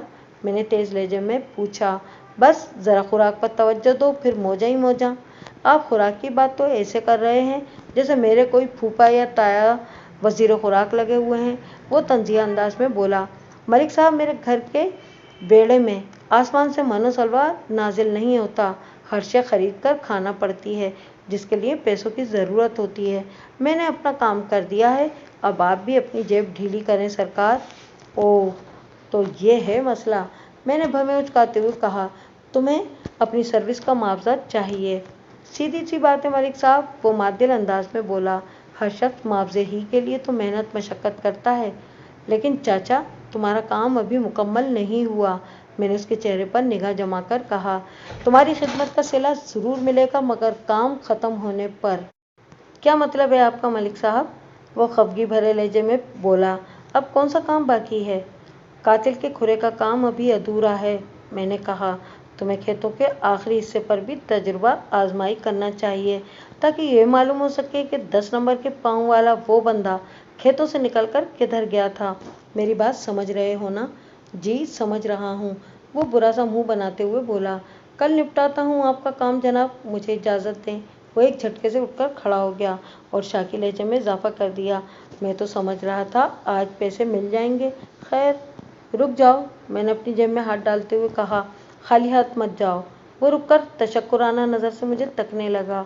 थोड़ी देर पहले उसके चेहरे पर जो खौफ, बेजारी और शिकायत दिखाई दे रही थी, उसका अब दूर दूर तक कोई नामो निशान नज़र नहीं आ रहा था। मैंने 5 रुपये उसकी तरफ बढ़ाते हुए कहा, ये पेशगी रख लो, बाकी काम की तकमील के बाद। उसने खुशदिली से मुझे सलूट किया और दुआएं देता हुआ मेरे कमरे से रुखसत हो गया। 5 रुपये पाकर लतीफ़ मुग़ल अल मारूफ बे चाचा कोकड़ ने जो इजहार मुसरत किया था, इस पर ज़्यादा हैरान या परेशान होने की ज़रूरत नहीं। ये वाक़या आज से लगभग 65 साल पहले का है। वो सस्ताई का ज़माना था और इन दिनों 5 रुपए की बड़ी अहमियत और वक़्त हुआ करती थी। एक आम इंसान की माहाना आमदनी 30 से 40 रुपए के दरमियान होती थी। इस हिसाब से इस दौर के 1 रुपए को आज के कमोबेश 1000 रुपया समझ लें। इसी रोज शाम से पहले जिला अस्पताल से खली तुफैल उर्फ थैला की पोस्टमार्टम शुदा लाश थाने आ गई। इब्तदाई रिपोर्ट के मुताबिक थैले की मौत उसकी गर्दन कमर का टूटने से वाक़ हुई थी। इस रिपोर्ट में मेरे लिए कोई नई या चौंका देने वाली बात नहीं थी। इस जमाने में फिंगरप्रिंट्स का रिवाज आम नहीं हुआ था, वरना मकतूल की गर्दन पर से कातिल की उंगलियों के निशानात उठाकर इस केस को ज़्यादा बेहतर अंदाज में इन्वेस्टिगेट किया जा सकता था। आज पुलिस डिपार्टमेंट को तहकीक और तफ्तीश के सिलसिले में बहुत ज़्यादा आसानियां हासिल हैं, मगर मैं ये कहने में कोई यार महसूस नहीं करता कि जुराइम की बेखुनी की शरह हमारे मुकाबले में बहुत कम है। मैंने ज़रूरी कागजी कार्रवाई के बाद थैले की लाश को एक कांस्टेबल की निगरानी में फरीदाबाद रवाना कर दिया। इसके बाद अपने क्वार्टर में आ गया। इस रात में जब तक जागता रहा, मेरी निगाहों में मोना का चेहरा और दिमाग में उसकी दरोगोई चकराती रही। आइंदा रोज 27 अक्टूबर की सुबह एक ज़रूरी काम के सिलसिले में मुझे डिस्ट्रिक्ट हेडक्वार्टर जाना पड़ा। वो सोमवार का दिन था, यानी हफ्ते का आगाज़। पीर के रोज़ तमाम सरकारी महकमों में निस्बतन ज़्यादा काम होता है, लिहाजा मुझे आधे से ज़्यादा दिन हेडक्वार्टर ही में लग गया। मैं सुबह यही सोचकर थाने से निकला था कि वापसी पर फरीदाबाद भी जाऊंगा और मोना से पूछूंगा कि उसने मुझसे गलत बयानी क्यों की थी, लेकिन वापसी पर ज़्यादा देर हो गई थी कि मैं अपना प्रोग्राम कैंसिल करके थाने आ गया। अगली सुबह नाश्ते से फारिग होने के बाद मैंने हवलदार फजलदार को अपने पास बुलाकर ज़रूरी हिदायत दी और एक टांगे पर सवार होकर फरीदाबाद की जानिब रवाना हो गया। जब मैं मकतूल तुफैल उर्फ थैला वर्का वाले के घर पहुंचा, एक अनोखी सूरत हाल का सामना हुआ। मोना गुज़िश्ता रोज़ अपने मैके चली गई थी। मेरे इस्तफसार पर मकतूल के बाप शफीक वर्का वाले ने मुझे बताया, थानेदार साहब, कल हमने थैले का तीजा किया था। फैज़ नगर से मोना का बाप इकरामुल्लाह भी आया हुआ था। मोना ने जिद की कि वो यहाँ नहीं रहना चाहती। इधर से रहमतें भी आस्तीने चढ़ाकर खड़ी हो गई और मोना को चुड़ैल, डायन और पिच्छल पैरी जैसे अलकाबात से नवाजने के बाद फुनकार से मुशाबा लहजे में बोली, कल की जाती आज जा और आज की जाती अभी दफ़ा हो। तेरी नहुसत ने मेरे जवान जहान बेटे की जान ली है। मैं एक पल भी तुम्हें अपने घर में बर्दाश्त नहीं कर सकती। लम्हाती तवक्कुफ करके शफीक ने गहरी सांस खारिज की, फिर अपनी बात को आगे बढ़ाते हुए बोला, जनाब क्या बताऊं, कल ये घर तो मैदान जंग का नक्शा पेश कर रहा था। मैंने रहमतें और मोना के तनाज़े को इकरामुल्लाह के सामने रखकर मिन्नत भरे लहजे में कहा, मेरे यार, मैं कितना बेबस और मजबूर हूँ, ये तुमने अपनी आंखों से देख लिया। अगर हो सके तो मुझे माफ़ कर देना। बात के इख्तिताम पर मैंने उसके सामने अपने हाथ जोड़ दिए थे। मुझे शर्मिंदा ना करो दोस्त। इकरामुल्लाह मेरे जुड़े हुए हाथों को थामकर गहरी संजीदगी से बोला, इसमें तुम्हारा कोई कसूर नहीं है। मेरी बेटी ही की किस्मत ख़राब है। इंसान का माजी साए के मानिंद उसके ताक़ुब में रहता है। मैं तुम्हारी मजबूरी और मोना के नसीब को अच्छी तरह समझ रहा हूँ और तुम्हारे बेटे की मौत का मुझे जितना गम है उसे अल्फाज में बयान नहीं कर सकता। लम्हाती तवक्कुफ करके उसने एक अफसरदा सांस खारिज की, फिर अपनी बात मुकम्मल करते हुए बोला, मैं फ़िलहाल मोना को अपने साथ फैज़ नगर ले जा रहा हूँ, बात की बाद में देखेंगे। मुझे उम्मीद है तुम्हें मेरे इस फैसले पर कोई एतराज़ नहीं होगा। मैं भला इसके फैसले पर क्या और क्यों एतराज़ करता थानेदार साहब, शफीक ने घायल अंदाज में कहा। इन हालात में इससे ज़्यादा दानिशमंदाना इकदाम और कोई हो ही नहीं सकता था। मैंने इकरामुल्लाह का शुक्रिया अदा किया और मोना को उसके साथ रवाना कर दिया। इसका मतलब है कि मोना से पूछताछ के लिए अब मुझे फैज़ नगर का रुख करना पड़ेगा। मैंने सोच में डूबे हुए लहजे में कहा, मोना से पूछताछ? वो शर्मज़दा नज़र से मुझे तकते हुए बोला, मोना से आपने क्या पूछना है थानेदार साहब, सब खैरियत तो है ना? पुलिस और खैरियत कभी भी एक जगह नहीं पाई जाती शफीक, मैंने उसकी आंखों में देखते हुए मायना खेज अंदाज में कहा। अगर मैं आज मोना से मिलने यहाँ आया हूँ और हो सकता है इस मकसद के हुसूल की खातिर मैं आज ही या फिर कल सुबह फैज़ नगर जाऊँ, तो उसका एक ही मतलब है कि खैरियत बिल्कुल भी नहीं है।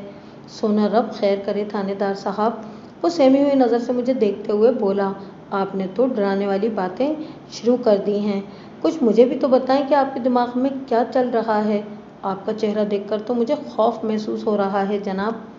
डरने या परेशान होने की ज़रूरत नहीं है शफीक, ये मामला इससे भी ज़्यादा संगीन और सनसनीखेज़ है, मैंने सरसराती हुई आवाज़ में कहा।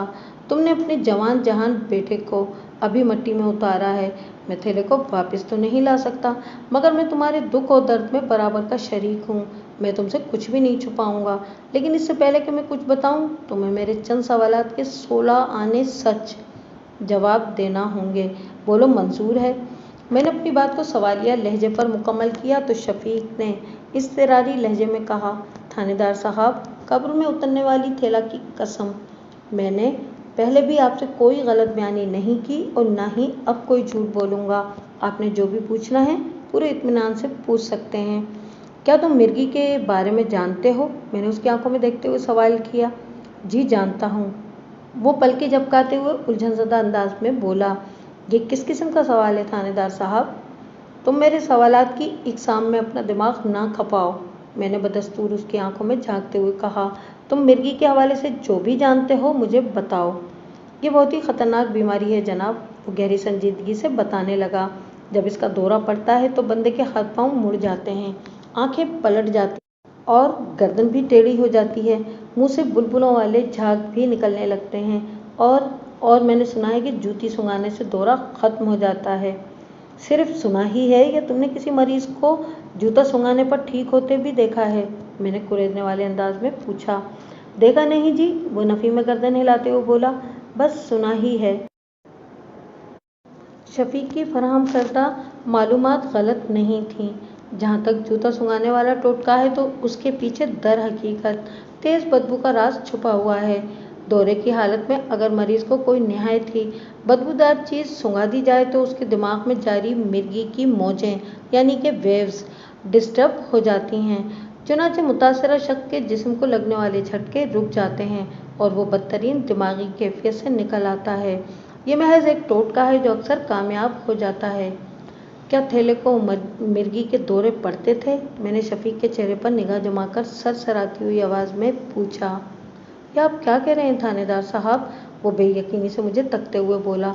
सवाल नहीं, मैंने तंबी करने वाले अंदाज में कहा। मैंने जो पूछा उसका जवाब दो, हाँ या ना।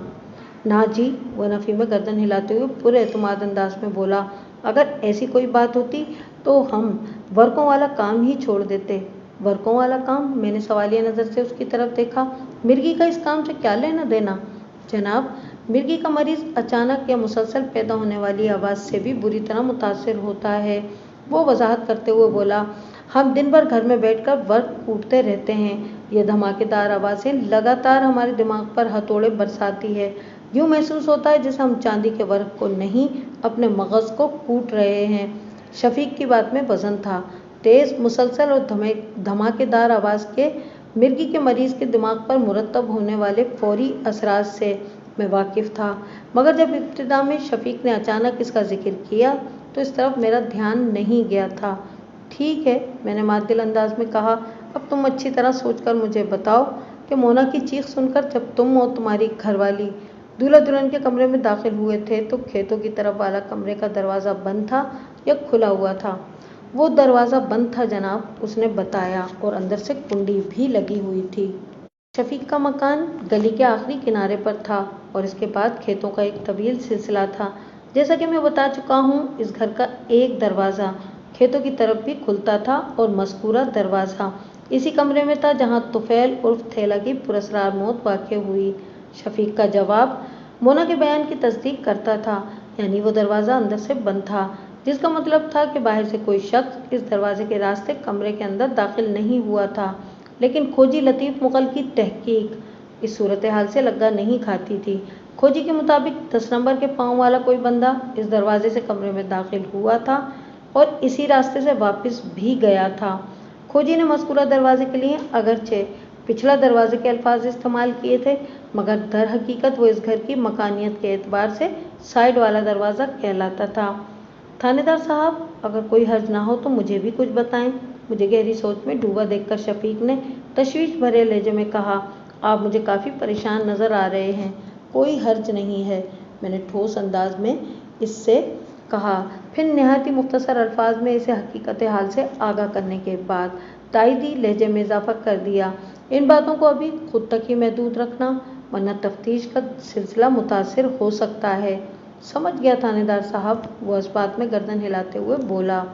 हमारे दरमियान गुफ्तगू हो ही रही थी कि रहमत ने कमरे में आकर कहा, थाने से 2 बंदे आए हैं, एक तो वो वर्दी में है और दूसरा एक दुबला पतला बंदा है। मैंने बाहर निकल कर देखा, वो कांस्टेबल अमजद और खोजी लतीफ़ मुगल था, जिसके लिए रहमत ने दुबला पतला बंदे के अल्फाज इस्तेमाल किए थे। मैंने खोजी की तरफ देखते हुए कहा, क्या बात है चाचा, तुम थाने जाने की बजाय इधर आ गए और मेरे एक सिपाही को भी साथ ले आए हो, खैरियत तो है? पहली बात तो ये जनाब कि अगर सब कुछ ठीक होता तो मुझे आपके पीछे यहाँ आने की ज़रूरत ही क्या थी, वो अपने मखसूस चुभते हुए लहजे में बोला। दूसरी बात ये कि मैं अभी आपके थाने ही से आ रहा हूँ और ये सिपाही मेरी फरमाइश पर नहीं बल्कि आपके हवलदार के हुक्म पर मेरे साथ आया है। तीसरी बात भी सुन लें कि मैं कल शाम से पहले भी आपसे मिलने थाने आया था, मगर पता चला कि आप शहर से बाहर गए हुए हैं। और चौथी बात ये कि बस मैंने हाथ उठाकर किते कलामी करते हुए तेज लहजे में कहा, इधर उधर की बातें बहुत हो गई, सीधा सीधा मुद्दे पर आ जाओ। मैं आपको कुछ दिखाना चाहता हूँ मलिक साहब, वो जोश भरे अंदाज में बोला। फिर अपने हाथ में पकड़े हुए झोले में हाथ डालकर कुछ तलाश करने की कोशिश में मसरूफ़ हो गया। मैंने गुज़िश्ता रोज़ यानी मौरखा 27 अक्टूबर को खोजी को जो होमवर्क दिया था उसके मुताबिक उसे खेतों के आखिरी हिस्से तक जाकर नंबर 10 साइज़ के पाँव वाले पुरस्कार बंदे का सुराग लगाना था, ताकि इस बात का तयन किया जा सके कि वो बंदा किधर से आया था और वापस कहाँ गया था। मेरी निगाह खोजी पर ही लगी हुई थी। उसने अपने झोले के अंदर से बड़े बड़े साइज़ का एक जूता बरामद किया, फिर इसे मेरी सिमत बढ़ाते हुए फ़ख्रिया लहजे में बोला, ये लें जी मुद्दी मुद्दा। मैंने इसके हाथ से वो जूता लेकर उसका तनकीदी जायज़ा लिया। वो कच्चे चमड़े का खुस्सा नुमा जूता था और साइज़ के लिहाज से इसे 10 नंबर का जूता कहा जा सकता था। मैंने सरसराते हुए लहजे में खोजी से इस्तफसार किया, ये तुम्हें कहाँ से मिला है? खेतों के आखिरी किनारे पर यह जूता एक खेत के अंदर पड़ा हुआ था, वो वजाहत करते हुए बोला। जाए वारदात से मैंने जो खुरा उठाया था वो इसी जूते का है मलिक साहब। मैंने खेतों से आगे भी इस खुरे को ढूंढने की कोशिश की है, मगर कामयाबी हासिल नहीं हुई। कामयाबी हासिल नहीं हुई? क्या मतलब? इसकी बात मुकम्मल होने से पहले मैंने सवाल ताक दिया।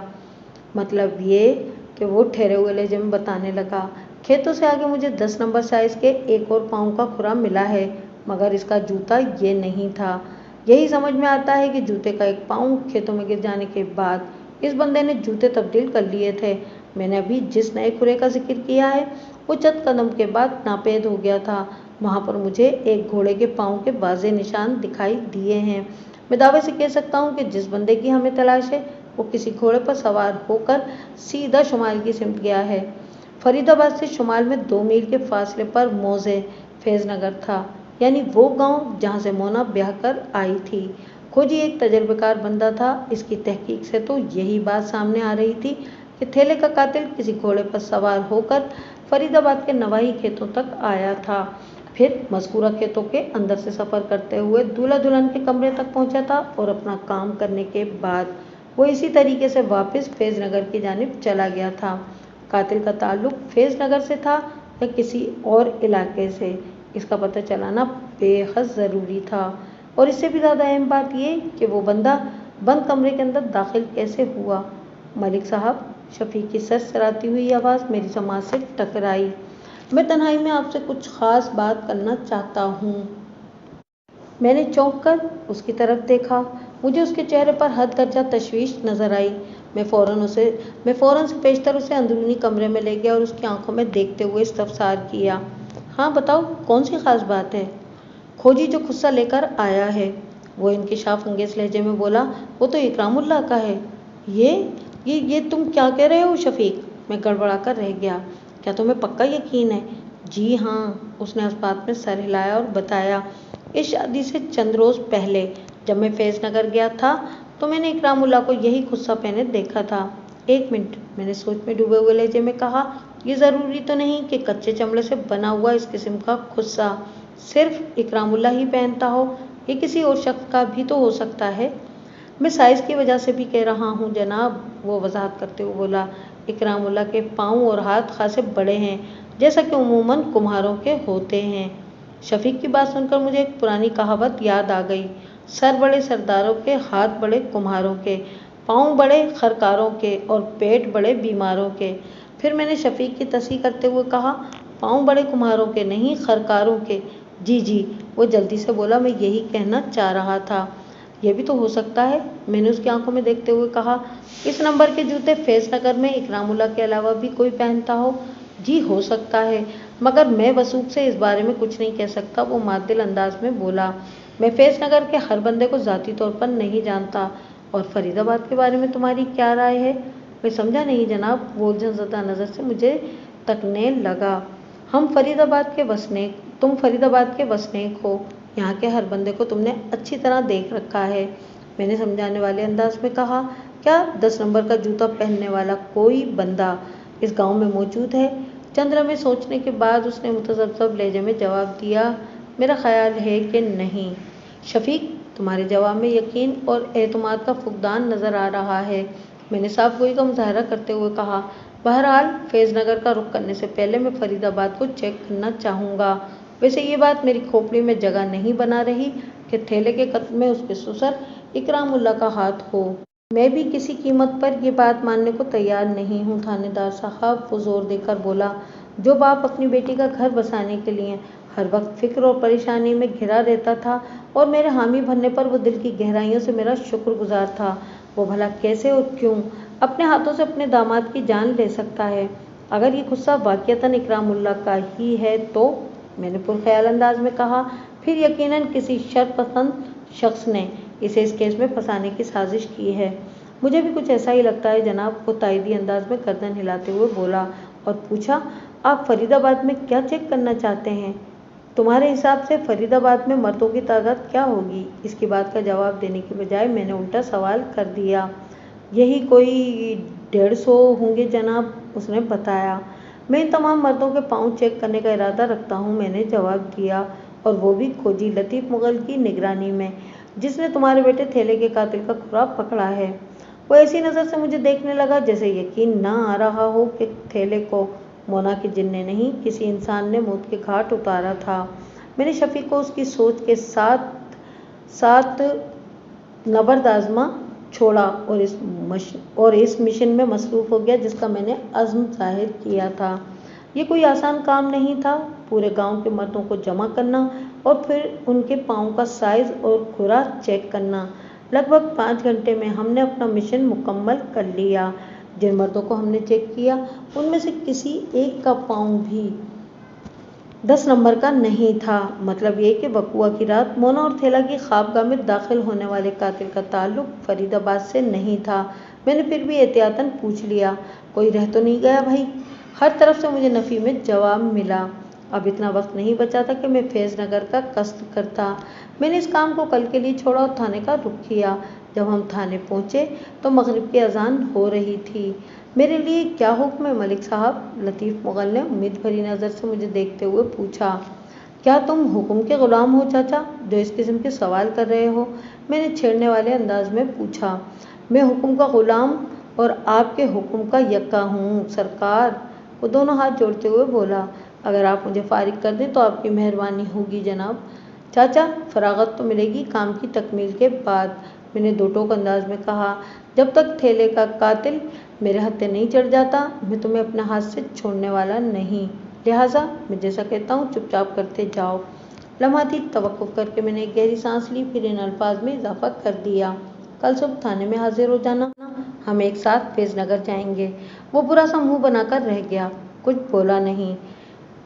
29 अक्टूबर बरोज़ बुध की सुबह मैं कांस्टेबल यासिर और खोजी लतीफ़ मुग़ल की मईयत में पूरी तैयारी के साथ फैज नगर पहुँच गया। फैज नगर फरीदाबाद से 2 मील के फासले पर शुमाल में वाक़ था। एक रास्ता मेरे थाने से बराह रास्त भी फैज नगर तक जाता था और ये सिमत बनती थी शुमाल मशरिक। हमने यही 3 मील की मुसाफत वाला रास्ता इख्तियार किया था। मौजा फैज नगर की आबादी 8 से 900 के दरमियान थी। ये 200 घरों पर मुश्तमिल एक मुतवस्त गांव था।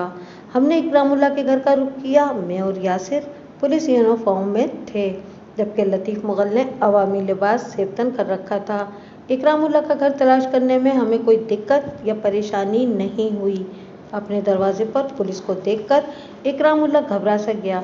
बारी बारी हम सबको देखने के बाद उसने उलझन ज़्यादा लहजे में पूछा, खैरियत तो है ना जी? खैरियत नहीं है, इसीलिए तो हम तुम्हारे घर खैरियत पूछने आए हैं इकरामुल्लाह, मैंने ठहरे हुए लहजे में जवाब दिया। फिर अपना तारुफ कराते हुए बताया कि मेरा नाम मलिक सफ्दर हयात है और मैं इस इलाके का नया थानेदार हूँ। जी जी, मैंने आपका नाम सुना है, वो जल्दी से बोला। थेले के कत्ल की तफ्तीश आप ही कर रहे हैं ना? बिल्कुल दुरुस्त सुना है तुमने, मैंने सपाट आवाज़ में कहा, और यही तफ्तीश मुझे तुम्हारे दरवाजे तक खींच लाई है। क्या तुम हमें घर के अंदर आने को नहीं कहोगे? हाँ हाँ, क्यों नहीं, वो एक तरफ हटते हुए खुश अखलाकी से बोला। अंदर तशरीफ़ ले आए जनाब, ये आपका अपना ही घर है।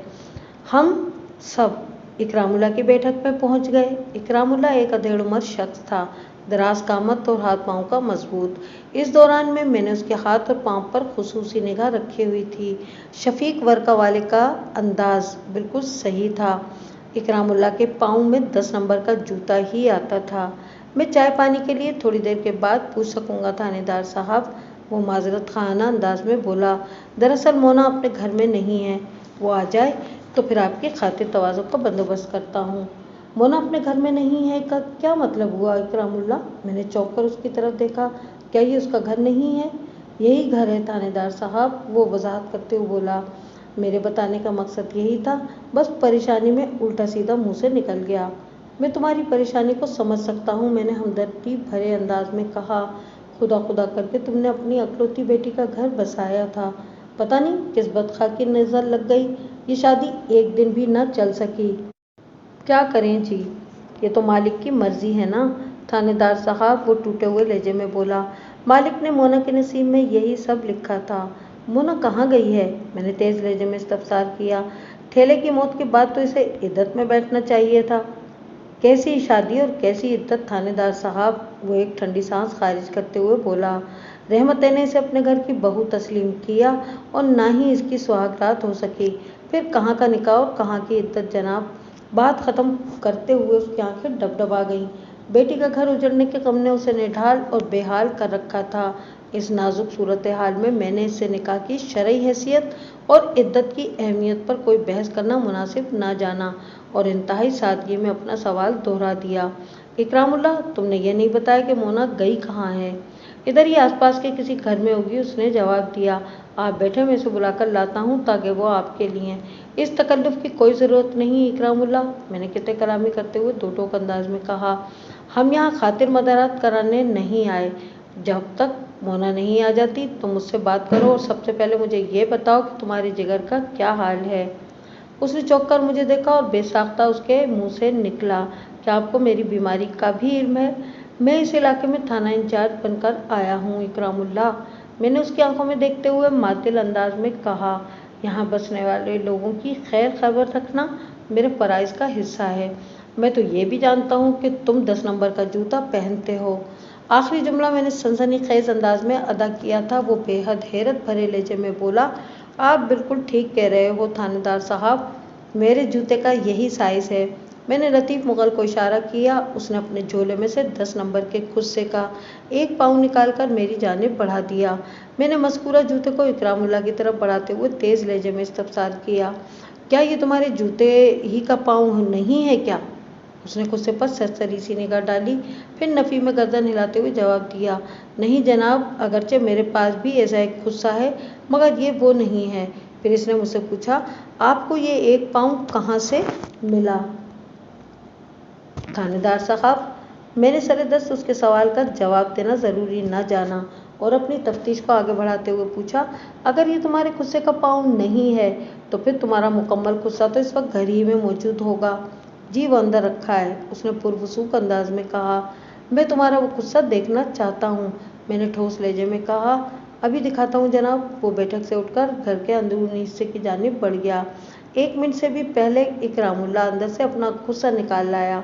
जूते के दोनों पाँवों का एक साथ होना इस अमर का बयान सबूत था कि लतीफ़ मुग़ल को फरीदाबाद के खेतों से खुस्से का जो एक पाँव मिला था, इसका ताल्लुक इकरामुल्लाह से नहीं था। ताहम दोनों खुस्से देखने में बिल्कुल एक जैसे थे। यही महसूस होता था कि किसी एक ही मोची के हाथों ने इन्हें तैयार किया था।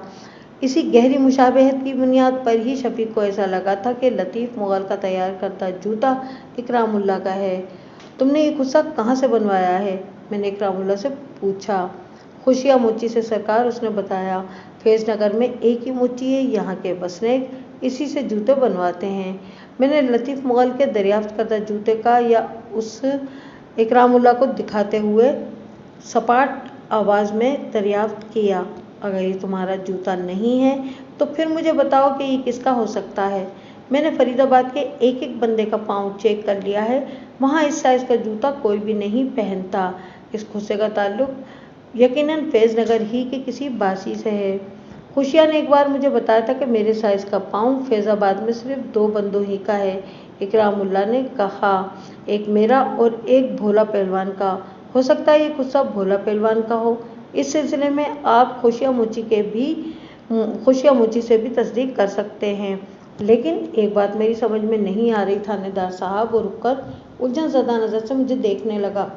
कौन सी बात? मैंने तुरंत पूछा। उसे का ये पाँव आपको कहाँ से मिला है? उसने सवाल किया। और आपको ऐसा यकीन क्यों है कि ये फैज़ नगर के किसी वसनीक का जूता है? इकरामुल्लाह के इस्तफसार का जवाब देने से पहले मैंने कांस्टेबल यासिर से कहा, तुम जाकर जल्दी से खुशिया मोची को ले आओ। फिर मैंने मोना के बाप से मुखातिब होते हुए इन अल्फाज में इजाफा कर दिया, ये खुस्से का पाँव खोजी लतीफ़ मुग़ल को फरीदाबाद के खेतों के अंदर से मिला है। बाकी की बात तुम्हें खोजी चाचा अपनी ज़बानी सुनाएगा। फिर मेरे इशारे पर लतीफ़ मुग़ल ने उसे तफसीलात से आगाह कर दिया। खोजी की बात सुनते हुए इकरामुल्लाह के चेहरे पर कई रंग आकर गुजर गए, जिनमें हैरत, बेयकीनी और ताज्जुब के रंग नुमायां थे। इस दौरान मैं उसके चेहरे के तासुरात को बारीक बीनी से नोट कर रहा था। वहाँ पर मुझे खौफ, डर या घबराहट का कोई तासुर दिखाई नहीं दिया, जिससे मैं ये सोचता कि थेला की मौत में उसका हाथ हो सकता है। खोजी की वजाहत मुकम्मल होने पर इकरामुल्लाह ने सरसराती सी आवाज़ में कहा, तो थेला को किसी साजिश के तहत कत्ल किया गया है। तो क्या तुम भी यही समझ रहे हो कि वो मोना की जिन की कारस्तानी थी? मैंने खासे कड़वे लहजे में इस्तफसार किया। सच पूछें तो मुझे जिन वाली इस कहानी पर कभी यकीन नहीं आया। वो बुरा सा मुंह बनाते हुए बोला, मोना की माँ शाहिदा पीरों फकीरों के पास जाती रहती थी। हमारे गांव वाले शाहजी ने शाहिदा को बताया था कि कोई ताकतवर जिन मोना पर आशिक हो गया है, जो कभी मोना की शादी नहीं होने देगा। मैंने शाहजी की इस बात को एक कान से सुनकर दूसरे कान से निकाल दिया था। अगर मुझे जिन वाली कहानी पर यकीन होता तो मैं मोना की शादी करता ही क्यों जनाब।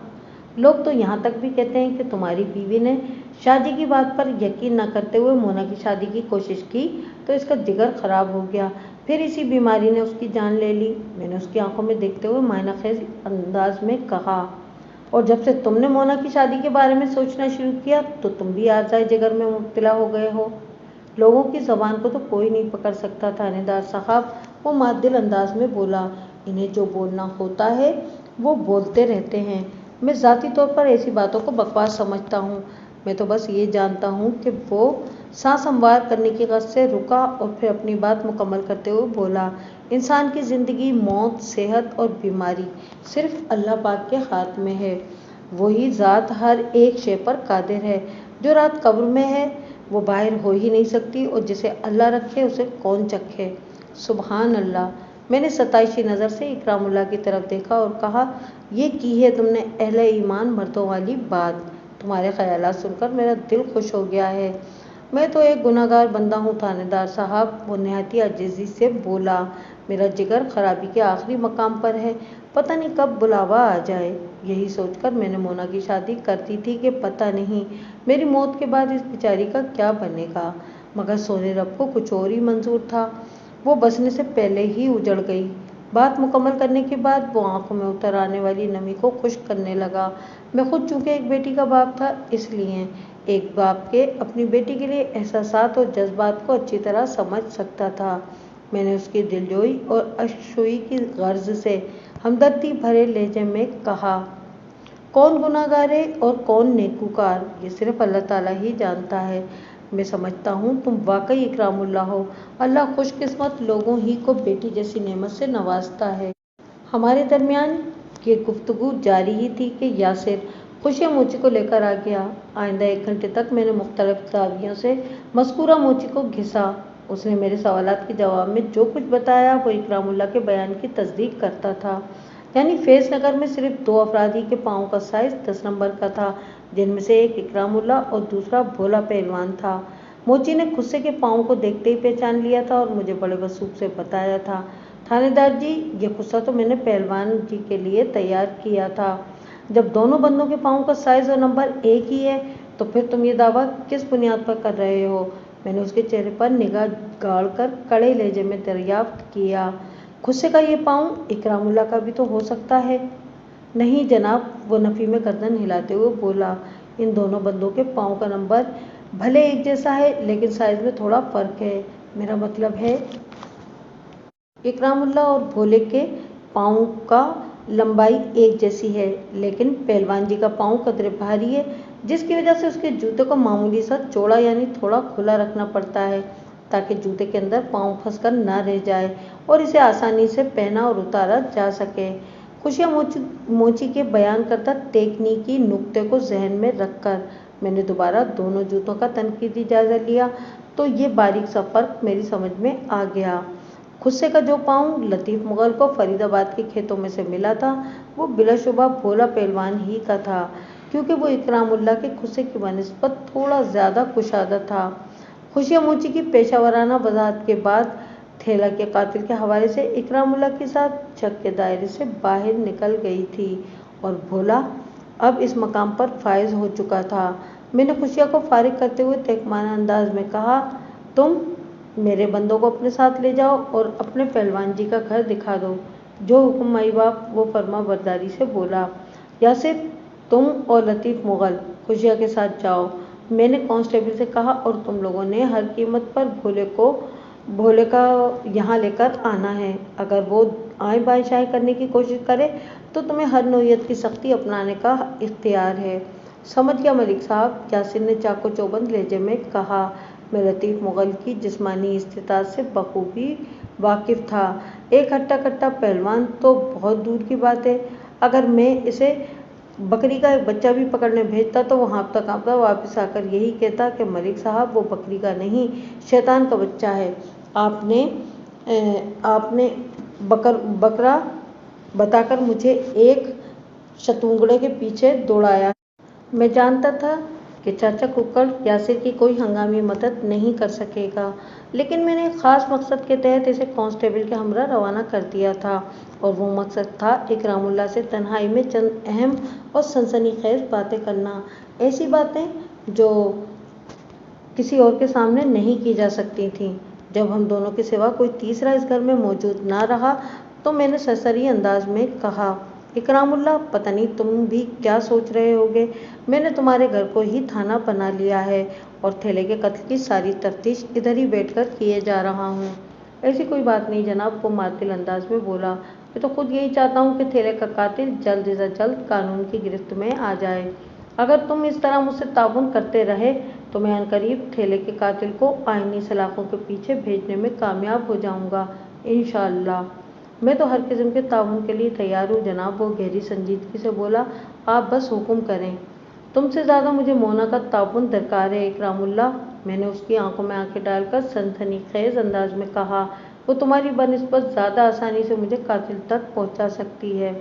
ये आप क्या कह रहे हैं थानेदार साहब? वो फटी फटी आंखों से मुझे देखते हुए बोला। मोना का इस मामले से क्या वास्ता? सिर्फ इसी का तो वास्ता है इकरामुल्लाह, मैंने एक लफ्ज़ पर दबाव डालते हुए कहा। मैंने फिलवक्त तुम्हारे घर को इसीलिए थाना बनाया हुआ है कि मैं नहीं चाहता गांव में तुम्हारी रुसवाई हो। अगर मोना ने अपनी ज़बान से सच ना उगला तो फिर मुझे मजबूरन उसे गिरफ्तार करके अपने साथ ले जाना होगा। मेरे इस इंकिशाफी और वहशत अंगेज़ बयान पर इकरामुल्लाह का चेहरा सियाह पड़ गया। फिक्रमंदी और परेशानी के घने बादलों ने उसकी सूरत को अपने स्याह हिसार में ले लिया था। उसके हलक से फंसी फंसी सी मतोहिश आवाज़ बरामद हुई। ऐसी कौन सी सच्चाई है थानेदार साहब जो मोना ने आपसे छुपा रखी है? खुदा के लिए मुझे भी तो कुछ बताएं। वकुआ की अगली सुबह मैं तफ्तीश करने शफीक के घर पहुंचा था। मैंने तन्हाई में मोना का बयान भी कलमबंद किया था।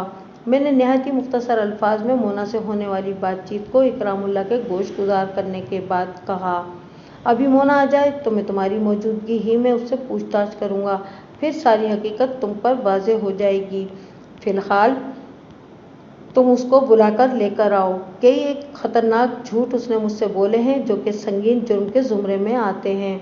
उसकी परेशानी में कई गुना इजाफा हो गया। नफ़ी में गर्दन हिलाते हुए अजीब से लहजे में बोला, पता नहीं उसने आपसे गलत बयानी क्यों की, मैं तो उसे ऐसा नहीं समझता। औलाद जब जवान हो जाए तो वो वैसी नहीं रहती जैसे वालिदैन उनके बारे में सोच रहे होते हैं। मैंने बदस्तूर उसकी आंखों में देखते हुए कहा, खुसूसन बेटियों के हवाले से तो उनके जहन में यही होता है कि वो अब भी 4-5 साल की मासूम गुड़िया ही हैं। ये तो आप बिल्कुल ठीक कह रहे हैं थानेदार साहब, वो तफहीमी अंदाज में गर्दन हिलाते हुए बोला, लेकिन मैं महसूस कर रहा हूँ कि आप मोना के हवाले से मुझे कोई ख़ास बात समझाने की कोशिश कर रहे हैं। तुम्हारे महसूसात गलत नहीं हैं इकरामुल्लाह, मैंने गहरी संजीदगी से कहा। हो सकता है कि कोई जिन मोना पर आशिक ना हो, बल्कि मोना खुद किसी से मोहब्बत कर बैठी हो। ये नामुमकिन तो नहीं है। नामुमकिन तो नहीं थानेदार साहब, वो तशवीश भरे लहजे में बोला, लेकिन मैं मोना के किसी ऐसे मामले से वाकिफ़ नहीं और ना ही मरहूम शाहिदा ने कभी मुझसे ऐसा कोई जिक्र किया। जब से मोना के आशिक जिन वाली कहानी फैज़ नगर में फैली है, कोई मेरी बेटी से शादी करने को तैयार नहीं। मैंने मिन्नत समाजत के बाद शफीक को इस रिश्ते के लिए राज़ी किया था। इसकी मेहरबानी कि वो अपनी बीवी की मुखालफत के बावजूद भी मोना और थेला की शादी के लिए मान गया था। मैं इसका ये एहसान ज़िंदगी भर याद रखूँगा। बाकी जहाँ तक मोना की किसी से मोहब्बत वगैरह का मामला है, तो मुझे नहीं लगता कि कोई लड़का आशिक जिन वाली कहानी के बाद मोना के नज़दीक आने की हिम्मत कर सके, और थेला की पुरअसरार मौत के बाद तो इसका सवाल ही पैदा नहीं होता। थानेदार साहब, कोई मर्द भला अपनी गर्दन का मनका तोड़वाने का खतरा मोल क्यों लेगा? चीज़ें उमूमन जैसी नज़र आती हैं दर हकीकत वैसी होती नहीं हैं इकरामुल्लाह, मैंने गंभीर अंदाज में कहा। मेरे ख्याल में थेले की मौत को पुरअसरार बनाने में मोना ने अहम किरदार अदा किया है। आप इधर ही बैठे जी, मैं इस नालायक को ढूंढ कर आपके पास लेकर आता हूँ, वो बरहमी भरे जोश में बोला। फिर दूध का दूध और पानी का पानी अलग हो जाएगा। मेरे अंदर से एक आवाज़ आई जो कि खालिसतन थानेदाराना सोच थी। मुझे इकरामुल्लाह को घर से बाहर जाने की इजाज़त नहीं देना चाहिए। यह लाख एक अच्छा इंसान सही, मगर इसके साथ ही एक मोहब्बत करने वाला बाप भी है। अगर इसने पिघले हुए दिल के साथ मोना को घर में पुलिस की आमद के बारे में बता दिया तो वो चौकन्ना हो सकती है। इसके बाद ऐन मुमकिन है कि मैं इसकी ज़बान से वो कुछ ना उगलवा सकूं, जिसका इरादा बांधकर मैंने अपने थाने से फैज़ नगर तक तांगे में बैठकर 3 मील तक कच्चे का तकलीफ दे सफ़र किया था। यहाँ ज़बान से उगलवाने से मेरी मुराद नरमी से पूछताछ है, वरना जहाँ तक ट्रायल रूम में ले जाकर तफ्तीश करने का मामला है, तो वहाँ ख़तरनाक मुजरिमों की ज़बान भी पानी की तरह रवां हो जाती है। नहीं इकरामुल्लाह, मुझे कोई जल्दी नहीं है, मैंने आम से लहजे में कहा। मेरा आज का पूरा दिन मौज़ा फैज़ नगर के नाम है। मोना को खुद ही आने तो फिर बात करते हैं आराम से। इधर मैंने जुमला मुकम्मल किया, इधर दरवाजे पर दस्तक हुई। इकरामुल्लाह ने चौंक कर बैरूनी दरवाजे की जानिब देखा। मैंने एक झटके से खड़े होते हुए कहा, तुम इधर ही बैठो, मैं जाकर देखता हूँ। इकरामुल्लाह ने मेरी बात के जवाब में कुछ न कहा। मैंने सहन अबूर करने के बाद बैरूनी दरवाज़ा खोला तो अपने सामने यासिर और लतीफ़ मुग़ल को खड़े पाया। मैंने इनके अकब में झांकने के बाद कहा, क्या बात है, तुम लोग खाली हाथ ही लौट आए? भोला पहलवान कहाँ है? भोला 2 दिन पहले किसी दंगल में हिस्सा लेने शेखुपुरा गया है मलिक साहब, यासिर ने बताया। इधर शेखुपुरा में उसकी फूफी रहती है, वो अपनी फूफी कनीज़ के घर ही में ठहरेगा। इसकी वापसी कब तक है? भोला के घर वालों ने बताया है कि वो 1 हफ्ते के बाद लौटेगा, यासिर ने कहा, और इससे ज़्यादा दिन भी लग सकते हैं। इतना वक्त नहीं है मेरे पास, मैंने कहा। इज़्तिरारी अंदाज में कहा, तुमने भोला के घर वालों से शेखुपुरा वाली फूफी का एड्रेस लिया है? जी बिल्कुल ले लिया है, यासिर ने बताया। भोले की कनीज़ फुप्पो शेखुपुरा के बस स्टैंड के नज़दीक ही रहती है। मेरा कई बार शेखुपुरा जाना हुआ है, मैं बआसानी इसके घर पहुंच सकता हूं। ठीक हो गया, मैंने गहरी सांस खारिज करते हुए कहा। तुम लोग फिलफौर थाने पहुंचो और हवलदार फजलदाद को अपने साथ लेकर फ़ौरन शेखुपुरा रवाना हो जाना। मैं आज की तारीख में भोला पहलवान की गिरफ्तारी चाहता हूँ। जब 30 अक्टूबर का सूरज तुलू हो तो भोले को हमारे थाने के हवालात में होना चाहिए। उम्मीद है तुम मेरी बात समझ गए होगे। चंगी तरह समझ गया मलिक साहब, वो पुरजोश अंदाज में बोला। जुमेरात भरी मुराद। इसका इशारा 30 अक्टूबर वाली जुमेरात की जानिब था। मैंने कहा, बस अब 1 मिनट ज़ाया नहीं करो, फौरन रवाना हो जाओ। अपने सिपाही को तो आपने शेखपुरा भेजने का प्रोग्राम दे दिया है। लतीफ़ मुगल ने मेरी तरफ देखते हुए कहा, क्या मैं थाने में रुककर आपकी वापसी का इंतज़ार करूं? इंतज़ार तो तुम्हें करना ही पड़ेगा चाचा, मैंने रूखे लहजे में कहा, लेकिन थाने में बैठकर नहीं, बल्कि अपने घर जाकर। तुमसे कल सुबह तफसीली बात होगी। भोला मेरे काबू में आ जाए तो उसके पाँव का खुरा तुमने चेक करना है। इसके बाद मैं तुम्हारा हिसाब बेबाक कर दूंगा। चलें जी, 1 दिन और सब्र कर लेता हूँ, वो खफगी भरे लहजे में बोला। आप इस इलाके के माई बाप हैं, मैं आपसे ज़ोर ज़बरदस्ती तो कर नहीं सकता।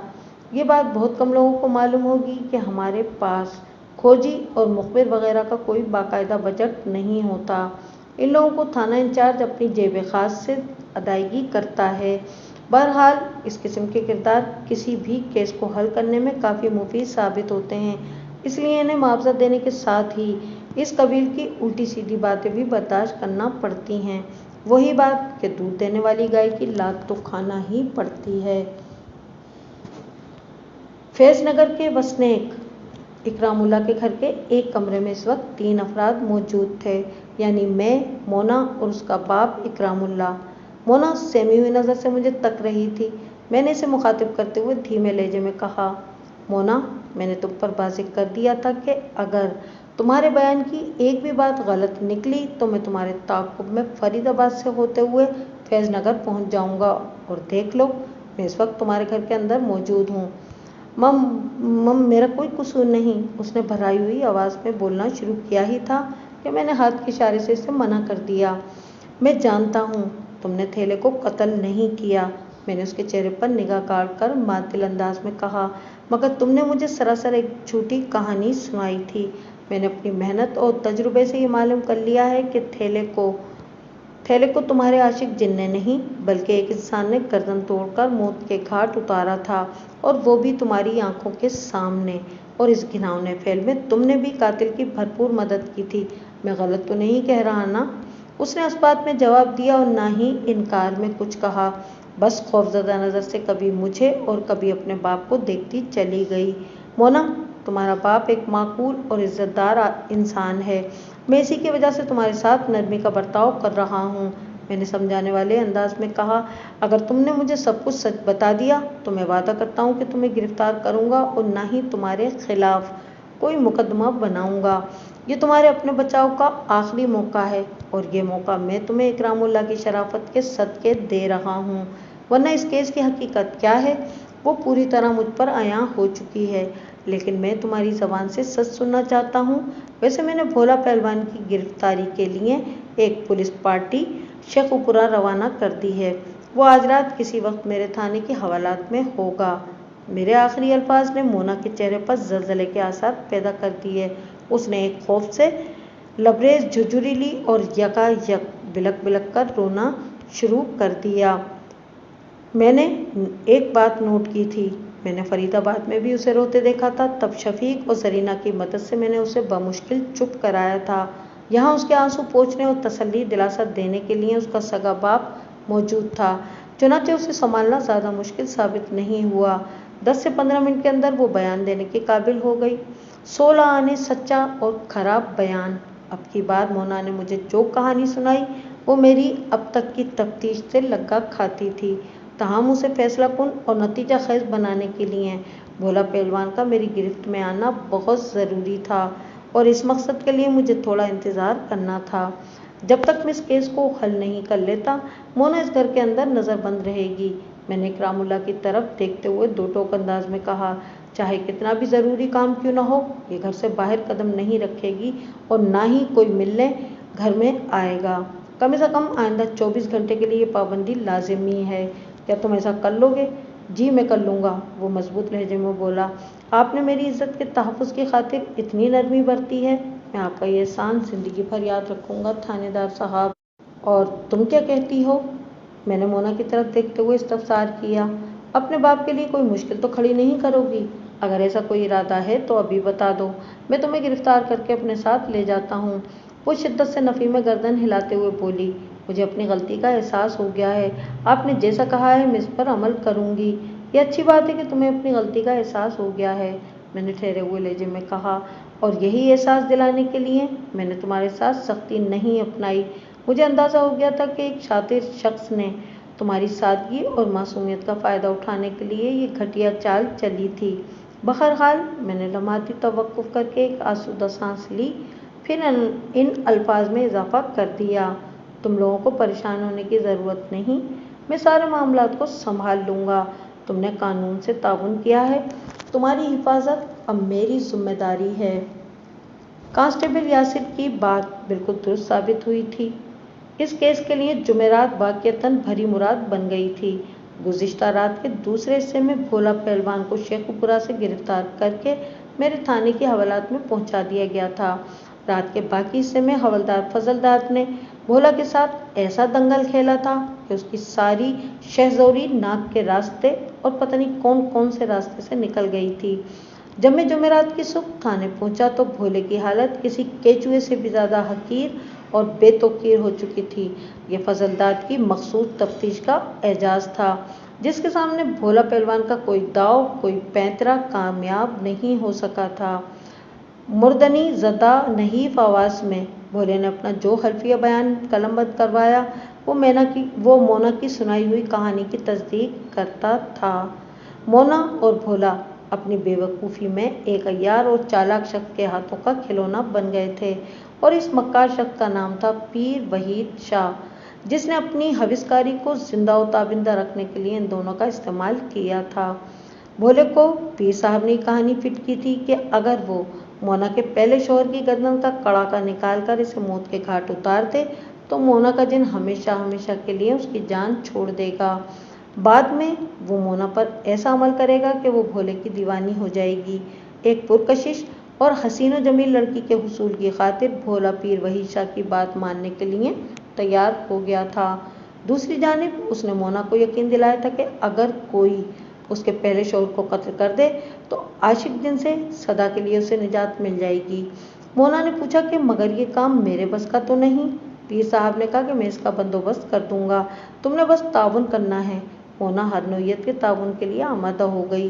اس تعاون کے مطابق نمبر 1، جب کمرے کے کھیتوں کی طرف کھلنے والے دروازے پر دستک ہو تو اس نے پیر صاحب کے بھیجے ہوئے بندے کو کمرے میں بلا کر رنگلے پلنگ کے نیچے چھپا دینا تھا۔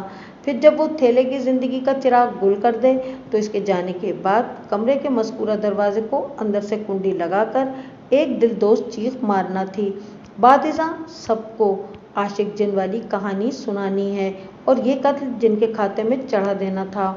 پیر وحید شاہ نہیں چاہتا تھا کہ مونا کی کہیں شادی ہو۔ وہ اس خوبصورت معصوم لڑکی کو اپنے مکروہ عزائم کی تکمیل کے لیے اپنے لیے مختص رکھنا چاہتا تھا۔ اس کی بنی ہوئی سازش کامیابی سے ہمکنار ہونے ہی والی تھی کہ اس کی بدقسمتی نے مجھے اس کے علاقے میں تھانہ انچارج بنا کر بھیج دیا تھا۔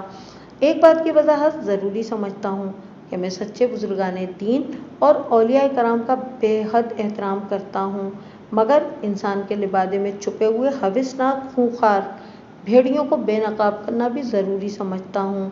جمعرات بھری مراد کی دوپہر میں نے آستانہ وحیدیہ پر چھاپا مارا اور قبلہ وحید شاہ کو گرفتار کر لیا۔ اس کے وہم و گمان میں بھی نہیں تھا کہ کوئی اتنی آسانی سے اس پر ہاتھ ڈال سکتا ہے۔ پہلے تو وہ میری منت خوشامد کرنے لگا، پھر دھمکیوں پر اتر آیا۔ اس نے مجھے شاہ جنات کی دھونس دی اور جلا کر بھسم کر دینے کا ڈراوا بھی دیا۔